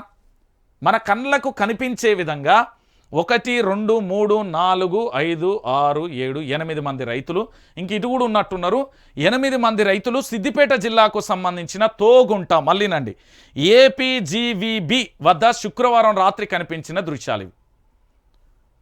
శుక్రవారం రాత్రి ఇగో ఇట్లున్నారట రైతులు, పూర్తి స్థాయిలో కూడా వీళ్ళందరూ కూడా ఇట్లున్న పరిస్థితి కనబడుతుంది. అంటే ఒక్కసారి ఆలోచించండి. ఎందుకు ఈ విషయాన్ని చెప్తున్నానంటే, తెలంగాణ ప్రాంత బిడ్డలారా, రేవంత్ రెడ్డి ప్రభుత్వం, కాంగ్రెస్ ప్రభుత్వం వచ్చినాక నా రైతన్నలు మళ్ళొక్కసారి బ్యాంకుల వద్ద ఎరువుల కోసం, నీళ్ల కోసం, కరెంటు కోసం, దాంతోపాటు ఆఖరికి పట్టా భూములకు సంబంధించిన దాంట్లో కూడా ఇష్యూ జరుగుతూ ఉన్నది. ఈరోజు తెలంగాణ రాష్ట్ర వ్యాప్తంగా కూడా నా రైతులు మళ్ళీ ఒక్కసారి ఇట్లా వస్తున్నారు అంటే ఒక్కసారి మీరే ఆలోచించాలి. ఇంతకంటే ఘోరమైన పరిస్థితి తెలంగాణలో ఇంకోటి ఉండదు. ఇక దీంతో పాటుగా ఇదైతే ఇక చాలా బాధాకరం. మనస్సును పిండేసడం కాదు, మనిషిగా మానవత్వం లేకుండా ఎవరైనా బతుకుతారా అంటే ఈ ప్రభుత్వం బతుకుతుంది అని చెప్పొచ్చు. ఎందుకంటే మన వైద్య శాఖ మంత్రి తెలంగాణలో దామోదర రాజనరసింహ అని తెలంగాణ రాష్ట్ర వైద్య ఆరోగ్య శాఖ మంత్రి, పాపం ఆ సార్ ఎక్కడ ఉన్నాడో, ఏడ ప్రెస్ మీట్ పెడుతున్నాడు, ఏడ తిరుగుతున్నాడు, ఏడైతే కానొస్తలేడు, కంటికైనా కానొస్తలేడు మా వైద్య మంత్రి. ఎందుకు ఇంటిగో ఇంత సమస్య. ఇక చూడు, ఇవన్నీ మంచాలనుకున్నారు, ఇంట్లో కాదు, ఇవన్నీ దావకాన్లా. పెద్దపల్లి జిల్లాలో విషజ్వరాలు విజృంభిస్తున్నాయి. సీజనల్ వ్యాధులతో ప్రభుత్వ దవాఖానలో రోగాలతో నిండిపోతున్నాయి. జిల్లా కేంద్ర దవాఖానలో సాధారణ రోజులలో 300 నుంచి 400 మంది ఉండే ఓపీ ప్రస్తుతం 900కు చేరుకున్నది. ఈ క్రమంలో ఇన్పేషెంట్ల సంఖ్య కూడా భారీగా పెరిగిపోయింది. 50 పడకలున్న ఈ దవాఖానలో చేరుతున్న వారి సంఖ్య పెరుగుతుండడంతో గదుల్లేక వరండాలో ఇలా మడత మంచాలు ఏర్పాటు చేసుకుని చికిత్స అందించుకుంటున్నారు. ఇక చూడుర్రి, తెలంగాణలో రేవంత్ రెడ్డి గారి పరిపాలనలో మన బతుకులు ఎట్లున్నాయి, మన పేద మధ్యతరగతి బతుకులు ఎట్లున్నాయి అంటే ఇంతకంటే నిదర్శనం ఇంకొకటి కనబడదు. మీరు దిక్కులన్నీ బిక్కటిల్లేలా కన్నీళ్లు పెట్టుకుంటున్నారు రేవంత్ రెడ్డిని, ప్రభుత్వాన్ని చూసి, నీ పాలనా వ్యవస్థను చూసి. వైద్య శాఖ మంత్రి కనిపించడా? మడత మంచాలు వేసుకొని కూర్చోవలసిన, పడుకొని అక్కడ చికిత్స తీసుకోవాల్సిన పరిస్థితి. కనీసం కొన్ని దవాఖాన్లలో చీకటి గదులు, ఇంకా కొన్ని దవాఖాన్లలో పశువులు వస్తున్నాయి, ఇంకా కొన్ని దవాఖాన్లలో డాక్టర్లు లేరు, ఇంకా కొన్ని దవాఖాన్లలో మెడిసిన్ లేదు. విష జ్వరాలతోని అల్లాడిపోతా ఉన్నది నా తెలంగాణ రాష్ట్రం. ఏ ఇంటికి చూసినా, ఏ గడపకు చూసినా ఎవరో ఒకరు ఏ మంచాల పడ్డ పరిస్థితి కనబడుతుంది. ఇంతకంటే దారుణమైన పరిస్థితి ఏముంటుంది అంటే, సీజనల్ వ్యాధులు వస్తాయి, ఖచ్చితంగా వచ్చినప్పుడు ప్రబలినప్పుడు మనం కాపాడుకోవాలన్న నైతిక బాధ్యత ఒక మనిషిగా మన మీద ఉంటుంది కదా. ఒక రాష్ట్ర ముఖ్యమంత్రి మీకు అద్భుతమైన అవకాశాన్ని ఇచ్చి తెలంగాణ ప్రభుత్వ ప్రజలు, తెలంగాణకు సంబంధించిన ప్రజలు, మార్పు కాదు, ఎక్కడ ప్రభుత్వం కాదు వచ్చిన మార్పు, పాలన వ్యవస్థలో మార్పు రావాలి. ఈరోజు ఏం మార్పు అయ్యా అంటే, ఓ కాంగ్రెస్ ప్రభుత్వం వచ్చి నా బిడ్డలను పట్టించుకుంటలేదు అంటే కూడా చూడొచ్చు. ఇక నిన్న నా చిట్టి తల్లును వీళ్ళందరి కాళ్ళు రేవంత్ రెడ్డి పోయి మొక్కి, తప్పైంది తల్లులారా, మీరు నా కన్న బిడ్డలే అని మొక్కి రావాలి. నిజంగా చెప్తా ఉన్నా, నిన్న నేను చాలా బాధాకరమైన సంఘటన. వాళ్ళ దగ్గరికి పోతే వాళ్ళ కాళ్ళ మీద పడి అన్నాని ఏడుస్తూ ఉంటే ఎంత బాధ అనిపిస్తుంది అన్న. ఎంత ఘోరం ఇది, ఎంత దారుణమైన పరిస్థితి ఇది. ఒక ఆఫీసరు అక్కడికి వచ్చి వాళ్ళు ధర్నా చేస్తూ ఉంటే వాళ్ళని బెదిరించే ప్రయత్నం చేస్తారా? పోలీసులను తీసుకొచ్చి, అక్కడ ఉండే అధికారులను తీసుకొచ్చి మీరు ధర్నా చేయడం సరికాదని బెదిరించే ప్రయత్నం చేస్తారా? ఇదా మీ పరిపాలన? ఇదా మీ ప్రజాస్వామ్య పరిపాలన? నా బిడ్డలు, నా తల్లులు, నా చెల్లెళ్ళు ఎంత కన్నీళ్లు పెట్టుకుంటున్నారో తెలుసా ఆడ? అయ్యా రేవంత్ రెడ్డి, మన ఇంట్లో కూడా ఆడబిడ్డలు ఉంటారన్నా. నా ఇంట్లో తల్లి ఉంటుంది, నాకు చెల్లె ఉంటుంది, నాకు అక్క ఉంటుంది. తెలంగాణలో ఉన్న ప్రతి ఆడబిడ్డ మన ఇంటి బిడ్డనే కదా. మరి ఏంది ఈ గోసా? ఒక్కసారి మీరు చూడుర్రి ఈ బిడ్డల పరిస్థితి. రంగారెడ్డి జిల్లా పాలమాకులోని కస్తూర్బా విశ్వవిద్యాలయంలో విద్యార్థినుల పరిస్థితి దయనీయంగా తయారైంది. పురుగుల అన్నం పెడుతుండటంతో ప్రశ్నించిన తమకు వాతలు పెడుతున్నట్లుగా విద్యార్థులు ఆరోపిస్తున్నారు. బాధలు చెప్పుకునేందుకు తల్లిదండ్రులను కూడా కలవనివ్వడం లేదని కన్నీరు పెట్టుకుంటున్నారు. శనివారం కేజీబీవీని సందర్శించిన మాజీ మంత్రులు హరీష్ రావు, సబితా ఇంద్రారెడ్డితో విద్యార్థులు తమ బాధలను చెప్పుకొని బోరున విలపిస్తున్నారు. ఏడుస్తున్న బాలికను ఓదారుస్తున్న సబితా ఇంద్రారెడ్డి అంటూ కూడా చూడొచ్చు. గప్పుడు గట్లనే ఉన్నది, ఇప్పుడు గిట్లనే. ఇప్పుడు ఇంకా రోత తయారైపోయింది. బడుల పరిస్థితి రోత తయారైపోయింది. అరే పోంగనే ఇట్లా ఉర్రికచ్చి, ఇప్పుడు కన్న తల్లిదండ్రులు కనబడంగానే చాలా రోజుల తర్వాత, ఒక సంవత్సరం 2 సంవత్సరాల తర్వాత ఇట్లా ఉర్రికచ్చి ఎట్లా హద్దుకుంటారో అది తల్లిదండ్రులను చూసిన ఆనందం కావచ్చు. కానీ సబితా ఇంద్రారెడ్డి, హరీష్ రావు పోంగన ఉర్రికిపోయి మీద పడి ఒక ఏడుపు ఏడుస్తలేరు. పురుగులు అన్నం పెడుతున్నారు, మేము అడిగినందుకు మమ్మల్ని వాతలు పెడుతున్నారు, మమ్మల్ని కొడుతున్నారు సారు, కొడుతున్నారు మేడం అని కన్నీళ్లు పడుతున్న పరిస్థితి. ఈ ఫోటోకు అర్థమేందో రేవంత్ రెడ్డికి ఏమన్నా తెలిస్తే చెప్పాలి. చెప్తావా రేవంత్ రెడ్డి, నేను తొక్కుకుంటూ వచ్చినా, నేను ఎప్పటికైనా ముఖ్యమంత్రి అవుతా అనుకున్నా అయినా, దాంతోపాటుగా డబ్బున్నోడు నా ఇంటికి వస్తేనేమో ఇంట్లో రానిస్తా, లేకపోతే ఏది కుర్చేసి బయట కూర్చోబెడతా, ఇవన్నీ సొల్లు ముచ్చట్లు కాదు. ఇక్కడ ఒకసారి చూడు, మన ఇంట్లో ఆడబిడ్డ ఉంటుంది, మన ఇంట్లో ఆడబిడ్డ ఉంటుంది, మన ఇంట్లో పిల్లలు ఉంటారు, మన పిల్లలు ఉంటారు. కన్నీళ్ళు పెట్టుకుంటా ఉంటే ఎంత బాధ అనిపిస్తుంది. ఈ బిడ్డలు కన్నీళ్ళు పెట్టుకుంటా ఉంటే వీళ్ళతోని డైరెక్ట్గా నిజంగా కూడా ప్రశ్న, ఈ బిడ్డలందరికీ కూడా వైఆర్ టీవీ సెల్యూట్ చేస్తున్నది. తల్లులారా, తెలంగాణ ప్రాంత బిడ్డలారా, ఖచ్చితంగా కూడా మీకు న్యాయం జరిగే వరకు వైఆర్ టీవీ ఖచ్చితంగా మీతోనే ఉంటుంది. మీరు పడుతున్న బాధ అంతా ఇంత కాదు. వాళ్ళకు మంచినీళ్ళు, వాటర్ ట్యాంక్ నీళ్ళు ఇచ్చిందట. నిన్న రాగానే ఎవరు అక్కడ అధికారులు రాగానే తీసుకొచ్చి ఫిల్టర్ నీళ్ళు ఇస్తున్నారట. ఈ అధికారి చెప్పే ముచ్చట్లుంటే చాలా విచిత్రం అనిపిస్తుంది. ఎంత బాధాకరమైన పరిస్థితి అంటే, ఆ అధికారులు చెప్పే ముచ్చట ఉంటే చాలా ఇజ్జత్ పోతుంది మనది. నిజంగా చెప్తున్నా, గడ్డి మందు దాగి చచ్చిపోవాలనిపిస్తుంది. అధికారులు చెప్పే రీజన్స్ వింటా ఉంటే ఎంత ఘోరమన్నా అంటే, మీరు వింటే మాత్రం నిజంగా ఏమంటారు తెలుసా? చీ అంటారన్నా. నేనే చెప్తున్నా కదా, నిన్న ఈ అధికారులకు సంబంధించిన పరిస్థితి వింటా ఉంటే ఎంత ఘోరం అంటే అన్న, అసలు ఈ చిన్నారుల బాధ వేద ఆడికి అధికారులు వస్తే వాళ్ళను ఎట్లా అంటే బెదిరిస్తాలు వీళ్ళు అధికారులు. మీరు రోడ్డు మీద ధర్నా చేస్తే సమస్యలు సాల్వ్ అవుతాయా అంటూ రకరకాలుగా వాళ్ళని బెదిరించే ప్రయత్నం చేస్తున్నారు. కానీ నిజానికి వాళ్ళు ఎంత ధైర్యవంతులు అంటే నిజంగా శభాష్ అనుకోవచ్చు. ఆ బిడ్డలకు సంబంధించిన పరిస్థితిని చూస్తూ ఉంటే వాళ్ళు ప్రశ్నించే విధానం కానీ, వాళ్ళు మాట్లాడే విధానం కానీ, వాళ్ళు అడిగే ప్రశ్నలు కానీ దేనికి కూడా కనీసం సమాధానం చెప్పలేని పరిస్థితులలో ఉన్నారు. నిజంగా రేవంత్ రెడ్డి ప్రభుత్వం వచ్చిన తర్వాత తెలంగాణలో చాలా చోట్ల కూడా పురుగుల మందుగా ఏది అన్నంగా సంబంధించి, అది సాంబారో నీళ్ళో తెలియదు, అది పురుగుల అన్నమో మచ్చన్నమో తెలియదు, లేకపోతే ఇంకోచో తెలియదు. వాళ్ళ బాధ మాత్రం వర్ణాతీతం. ఎటువైపు చూసినా కూడా ఎంత ఘోరం అంటే వాళ్ళ అధికారులకు సంబంధించి వాళ్ళతో మాట్లాడే ప్రయత్నం చేసిన వాళ్ళకి సంబంధించి ఇక దొరికింది, వీడియో దొరికింది. ఒక్కసారి మీకు మీకు మీకు వినబెడతా, మీరే చెప్పురు దీనికి న్యాయం. నేను ఎవరు తెలంగాణ ప్రాంత బిడ్డలారా ఈ బిడ్డ ఎట్లా అడుగుతున్నది అనేది మీరే చెప్పాలి. ఎందుకు నేను ఈ విషయాన్ని చెప్తున్నా అంటే తెలంగాణ రాష్ట్ర వ్యాప్తంగా కూడా జరుగుతున్న పరిస్థితులు చాలా ఘోరంగా ఉంటాయి. ఎందుకంటే రాష్ట్ర వ్యాప్తంగా కూడా జరిగే పరిస్థితులు ఘోరం. అసలు ఇంతకంటే ఘోరమైన పరిస్థితి ఇంకేం ఉండదు అనిపిస్తుంది నాకు తెలిసినంతవరకు. ఒక్కసారికి మాట వినురి. ఈ చిన్న తల్లులు మాట్లాడుతూ ఉంటే నాకైతే నిజంగా కూడా ఇదిరా నా తెలంగాణ పౌరుషం అనిపించింది. వీళ్ళకున్న రోషం పౌరుషం మా తెలంగాణలో ఉన్న ఎమ్మెల్యేలకు ఎంపీలకు ఉంటే ఈ తెలంగాణ రాష్ట్రం ఎప్పుడో బాగుపడదు. ఈ పిల్లలకున్న గింతంత జ్ఞానం అన్న అవినీతి చేసే అధికారికి ఉన్న ఎప్పుడో బాగుపడేది మా తెలంగాణ. ఈ నూరి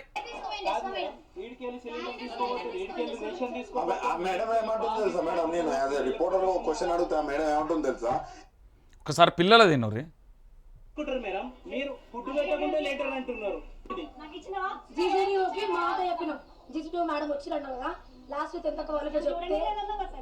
ఒకసారి వచ్చిందని చెప్పినా నేను ఒకసారి వచ్చిన మీ పేరు తెలియదని చెప్పాను. ఒకసారి వచ్చింది మేడం టెన్తక్క వాళ్ళు ఇట్లా సాంబార్ బాగాలేదంటే వాళ్ళు వెళ్ళిపోయాక మా దగ్గరకు వచ్చి మమ్మల్ని తిట్టారు. ఏం బాలే మీకు సాంబార్ ఎందుకు బాలే, స్టడీ ఎందుకు బాలే, అందరు టీచర్స్ బెంచులు కొట్టుకుంటూ మాట్లాడి మా దగ్గరకు వచ్చి ప్రతి ఒక్క టీచర్ అప్పుడు క్లాస్ లో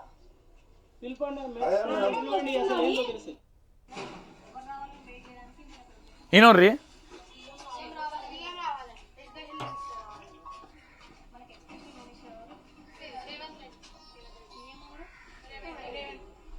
బా వారవ్వా ఏం మేడం చూసిర్రా, ఎంత తెలివి ఉన్నది మేడానికి. మనకి ఎడ్యుకేషన్ మినిస్టర్ ఎవరు అంటే తెలియకపోతే మీకు చదివే రాదు, మీరు ఇక్కడ ధర్నా చేస్తున్నారా అననికి కాదా ఈ బిడ్డలను? ఇనుర్రి తెలంగాణ ప్రాంత బిడ్డలరా, ఈ బిడ్డ నిజంగా చెప్తున్నా, ఈ బిడ్డలు ఏ తల్లి కన్నా బిడ్డలో నిజంగా సెల్యూట్. నేను చెప్తున్నా మీ బిడ్డలు ఖచ్చితంగా భవిష్యత్తులో ఐఏఎస్ ఐపీఎస్ లేకపోతే ఏదైనా పెద్ద స్థాయిలో కాకపోయినా కానీ ఈ తెలంగాణ సమాజానికి మాత్రం ఖచ్చితంగా వీళ్ళు రక్షించే రక్షకులు అవుతారు. నేను చెప్తున్నా మరో ఝాన్సీ లక్ష్మీబాయి, నేను చెప్తున్నా ఖచ్చితంగా గుర్తుపెట్టుకోర్రి. రాణి రుద్రమాదేవి లాంటి గొప్ప గొప్ప మహిళలు, వీర మహిళలు అవుతారు వీళ్ళు. నేను చెప్తున్నా కదా, వీళ్ళు అడిగే ప్రశ్నలు చూడరి, మళ్ళా ఈ మేడం గారు సమాధానం చెప్పలేక బిత్తరపోయే పరిస్థితులు వస్తాయి. ఇనురి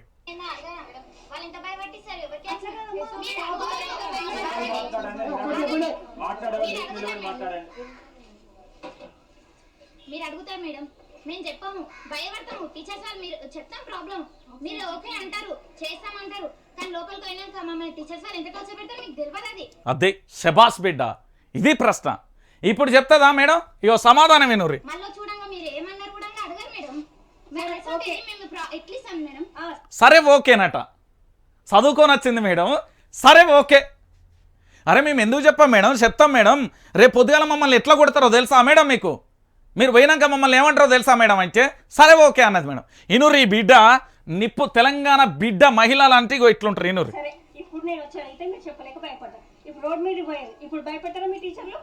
రోడ్డు మీద వేరు మీరు భయపెట్టాలని ఇండైరెక్ట్ గా భయపడుతుంది మేడం. ఈ పిల్లల్ని ఇండైరెక్ట్ గా భయపెడుతుంది. ఇనుర్రి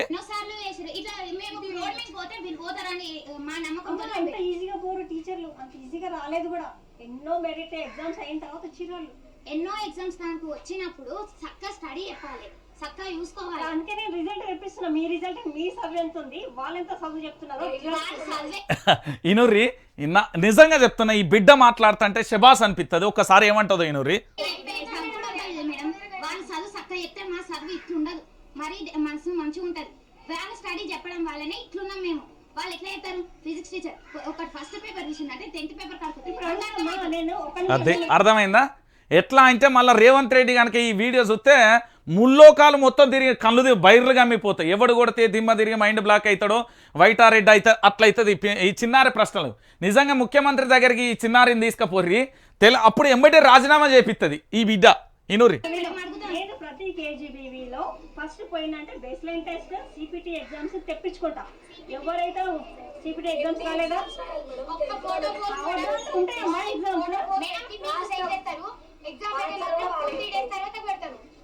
మేడం 3 డేస్ తర్వాత ఈ రాని మేము అడుగుదామని అనుకున్నాం కానీ ఎస్ఓ మేడం భయపెట్టి ఎస్ఓ మేడం అడగలేక భయం అయ్యే ఊకున్నాం. అమ్మ ఎస్ఓ మేడం అంటే భయం అంటారు, మరి భయం లేకుండా బయటకు పోయారు కదా. ఇన్ని రోజులు చేసి వీళ్ళు భయపడలేదా నేను అనుకోనమ్మా. మీ మాటలు మీ చూసినావా, సమస్యల గోడు చెప్తా ఉంటే మీరు భయపడతారని మేము అనుకోమమ్మా అని చెప్తా ఉన్నది ఈ తల్లి. అర్థమైందా? ఏ చూడు ఎట్లా మన తెలంగాణ బిడ్డ వీళ్ళు అడిగే సమాధానం లేదా? అసలు చెప్పేది తల్లి నేనన్నమాట కాదు.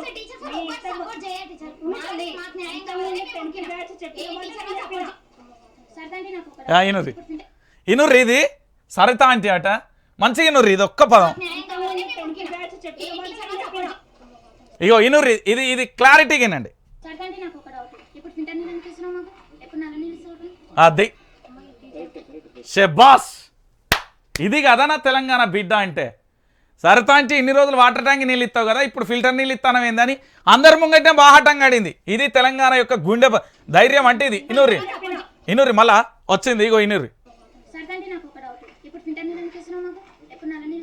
అది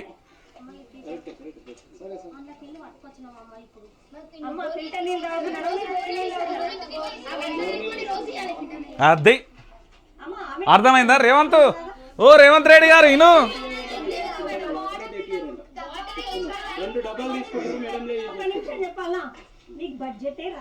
ఖాతం.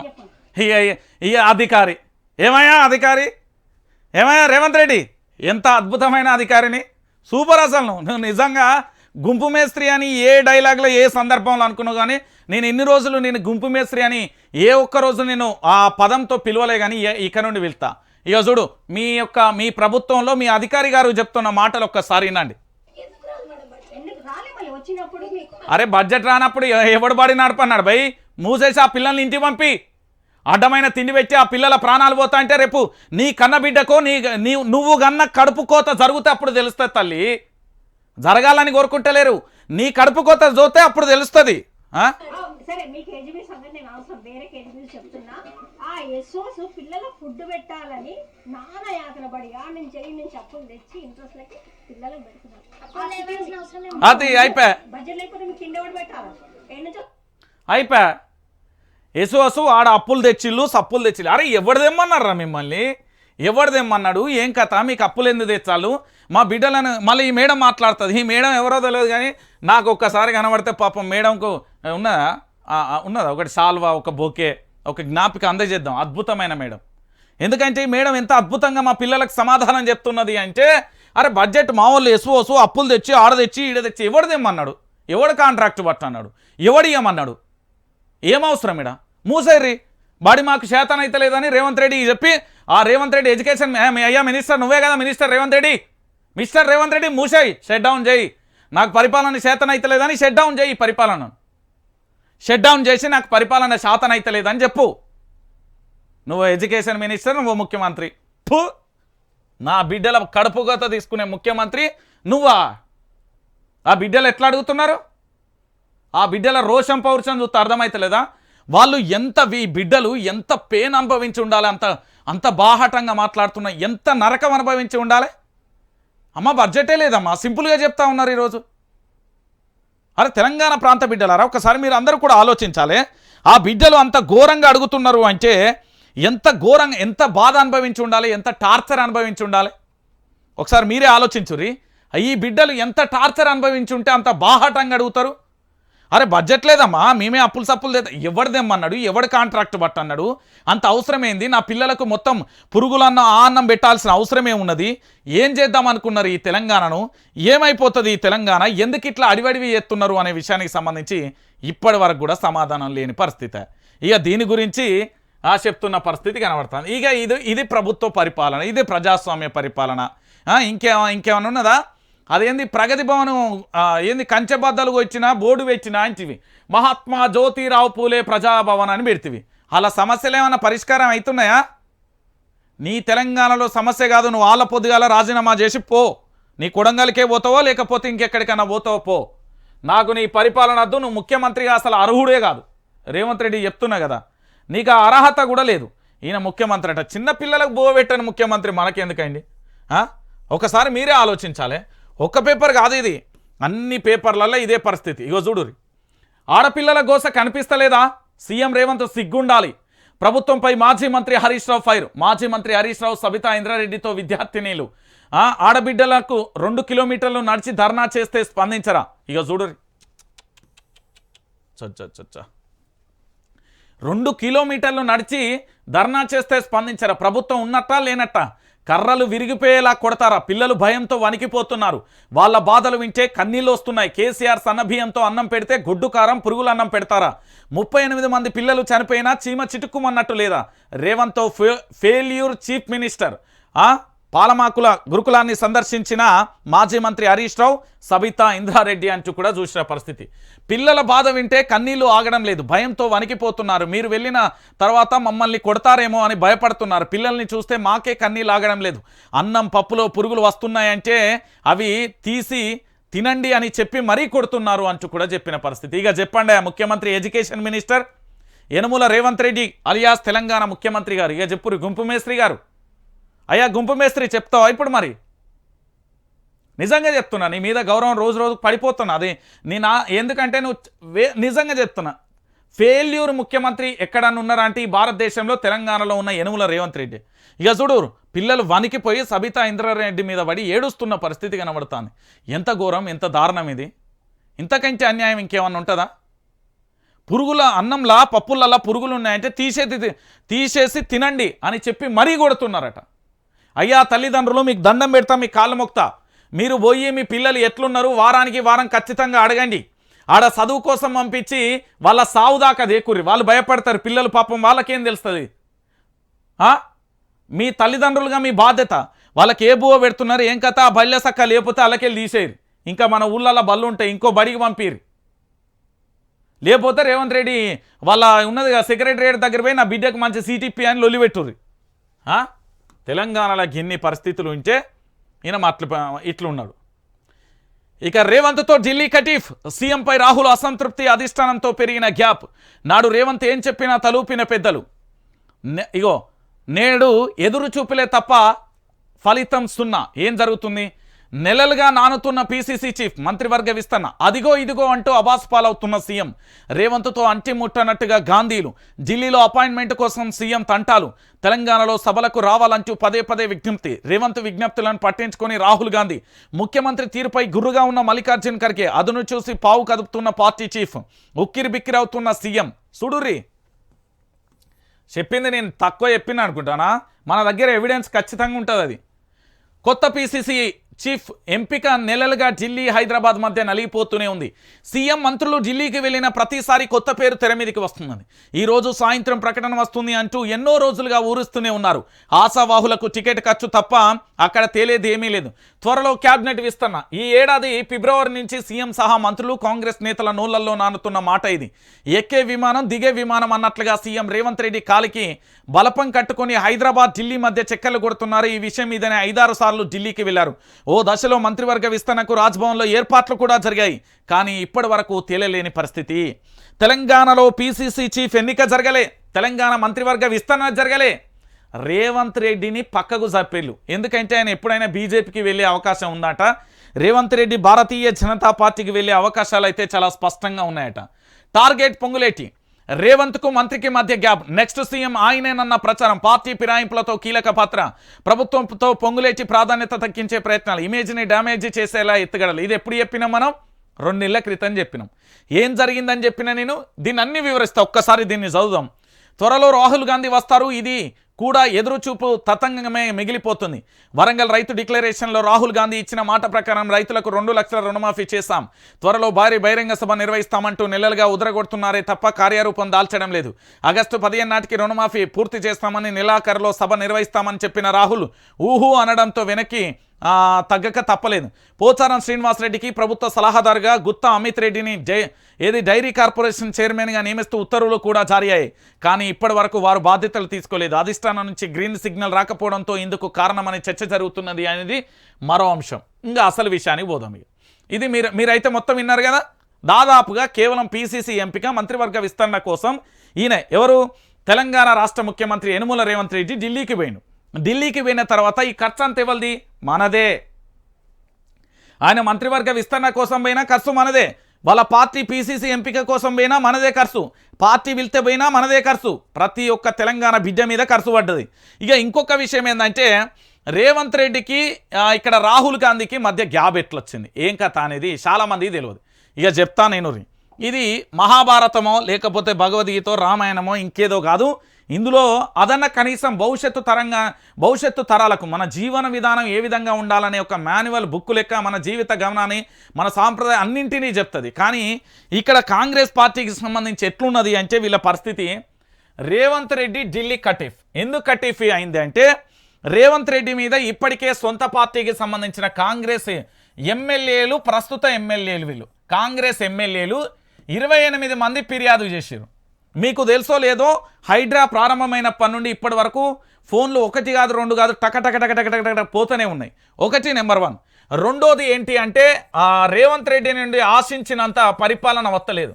వాళ్ళు ఏమనుకున్నారు అంటే రాహుల్ గాంధీ, ప్రియాంక గాంధీ, సోనియా గాంధీ, మల్లికార్జున్ ఖర్గే కానీ ఇతరత్ర నుంచి మనకు అందిన సమాచారం అంటే ఏఐసిసి నేతలుగా తెలంగాణలో ఉన్న మెంబర్స్, ఇతర రాష్ట్రాల ఏఐసిసి మెంబర్లు వాళ్ళ నుంచి వచ్చిన సోర్స్ ప్రకారం ఏంది అంటే మరో వైఎస్ రాజశేఖర్ రెడ్డి లెక్క తెలుగు రాష్ట్రాలకు సంబంధించి ఈయన భవిష్యత్తులో అంటే 2028లో అధికారంలోకి తీసుకొస్తాడు అని అనుకున్నారట. 2028 కాదు కదా, 2024లోనే ప్రభుత్వం కూలిపోకుండా ఎట్లా కాపాడుకోవాలనే ఆలోచనకు పడిపోయారట. వీళ్ళు ఏమనుకున్నారు అంటే కాంగ్రెస్ పార్టీ 2028లో ఖచ్చితంగా అధికారంలోకి తీసుకొద్దాం అనుకున్నారట. కానీ ఇవాళ ఏంది అంటే 2024లోనే పూర్తి స్థాయిలో ప్రభుత్వాన్ని కాపాడుకోవడం ఎలా అనే ఒక పుస్తకం, ఒక బుక్, ఒక డైరీ, ఒక పెన్ను బట్టి రాసుకుంటున్నారట. ఎందుకంటే రేవంత్ రెడ్డి మీద కేవలం 8 నెలల కాలంలో మామూలుగా కాదు ఇది ఎట్లా అంటే రాకెట్ కంటే జెడ్ స్పీడ్తోని ప్రజలలో వ్యతిరేకత వచ్చింది. ఇది వాస్తవమైన విషయం.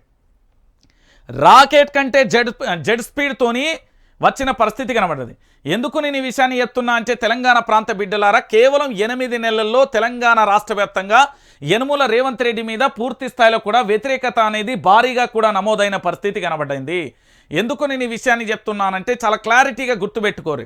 ఈయన వచ్చినప్పుడు ఒక అభయస్తం అనే పేపర్లు ఇస్తే అవి నడి రోడ్డు మీద పడ్డ పరిస్థితి. దాని తర్వాత ప్రగతి భవన్ బద్దలు కొడతా అంటూ ఆడిపోయిన తర్వాత ఆయన ఎక్కడ ఉంటాడో ఏం చేస్తాడో ముఖ్యమంత్రి యనుమల రేవంత్ రెడ్డి గారిని ఉదయం నుండి రాత్రి వరకు పలానా టైంలో ముఖ్యమంత్రి ప్రజలను కలుస్తాడనే దాఖలాలు లేవు. అదేంది ప్రజాభవన్ పెట్టి నేనే ఉంటా నేనే చేస్తా అని చెప్పి పెద్ద పీకుడు మాటలు మాట్లాడి తర్వాత నేనెందుకుంటా నీ మాట్లాడలే, అదంతా మీడియా వక్రీకరించి. ఏది ఆయనకి ఏదైనా మిస్టేక్ జరిగింది అనుకో మా మీద దొత్తాడు, అంటే మీడియా మీద నొప్పుతాడు, మొత్తం మీడియా మీద నెట్టేస్తే. ఇదే పని చేసాము. ఈయన 8 నెలల కాలంలో రైతుల అరిగోసపడ్డది, ఎండాకాలంలో నీళ్లు లేక పంటలు ఎండిపోయినాయి, పోనీ పండించిన పంటను కొనలే, మద్దతు ధర లేకపోయా, కరెంట్లు లేకపోయా, కరెంటు బిల్లులకు సంబంధించి ఆ ఫ్రీ కరెంట్ ఆగమయ్యా, ఫ్రీ బస్సు తన్నులాటాయే. ఏం చక్కగా ఏం ఒరిగిందని తెలంగాణలో, ఏం ఒరిగిందని తెలంగాణలో ఏమన్నా ఒరిగిందా? ఒకసారి మీరు ఆలోచించుర్రి. తెలంగాణ ప్రాంత బిడ్డలారా, తెలంగాణలో ఏమన్నా ఒరిగిందా ఆయన వల్ల? సో ఇక్కడ జరిగిన విషయం ఏంది అంటే ఈయనను పక్కకు వచ్చే ఆలోచనలో ఉన్నారు. పొంగులేటి శ్రీనివాస్ రెడ్డికి నేను చెప్తే నా మీద బాగా బగబగ మండిండి, కానీ నేను అప్పుడే చెప్పిన, అయ్యా పొంగులేటి నీకు తెలుస్తలేదు, నీ ఫామ్ హౌస్ ఈ వ్యవహారం అంతా పక్కన పెడదాం, నీ వెనక 28 మంది ఎమ్మెల్యేలు ఉన్నారు, నేను యాక్సెప్ట్ చేస్తా.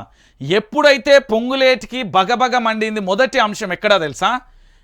ముఖ్యమంత్రి గారు, డిప్యూటీ సీఎంగా ఉన్న బట్టి గారు, వీళ్ళిద్దరూ ఎట్లా అంటే అధిష్టానం ఒకటి చెప్పింది, ఇగో రేవంత్ రెడ్డి నీ మీద మాకు నమ్మకం లేదు, నువ్వు భారతీయ జనతా పార్టీ లెక్కనే అనిపిస్తాను, మూలాలు అక్కడనే ఉన్నాయి కాబట్టి నువ్వు ఎక్కడికైనా పోతే బట్టిని తీసుకొని పో అన్నారు.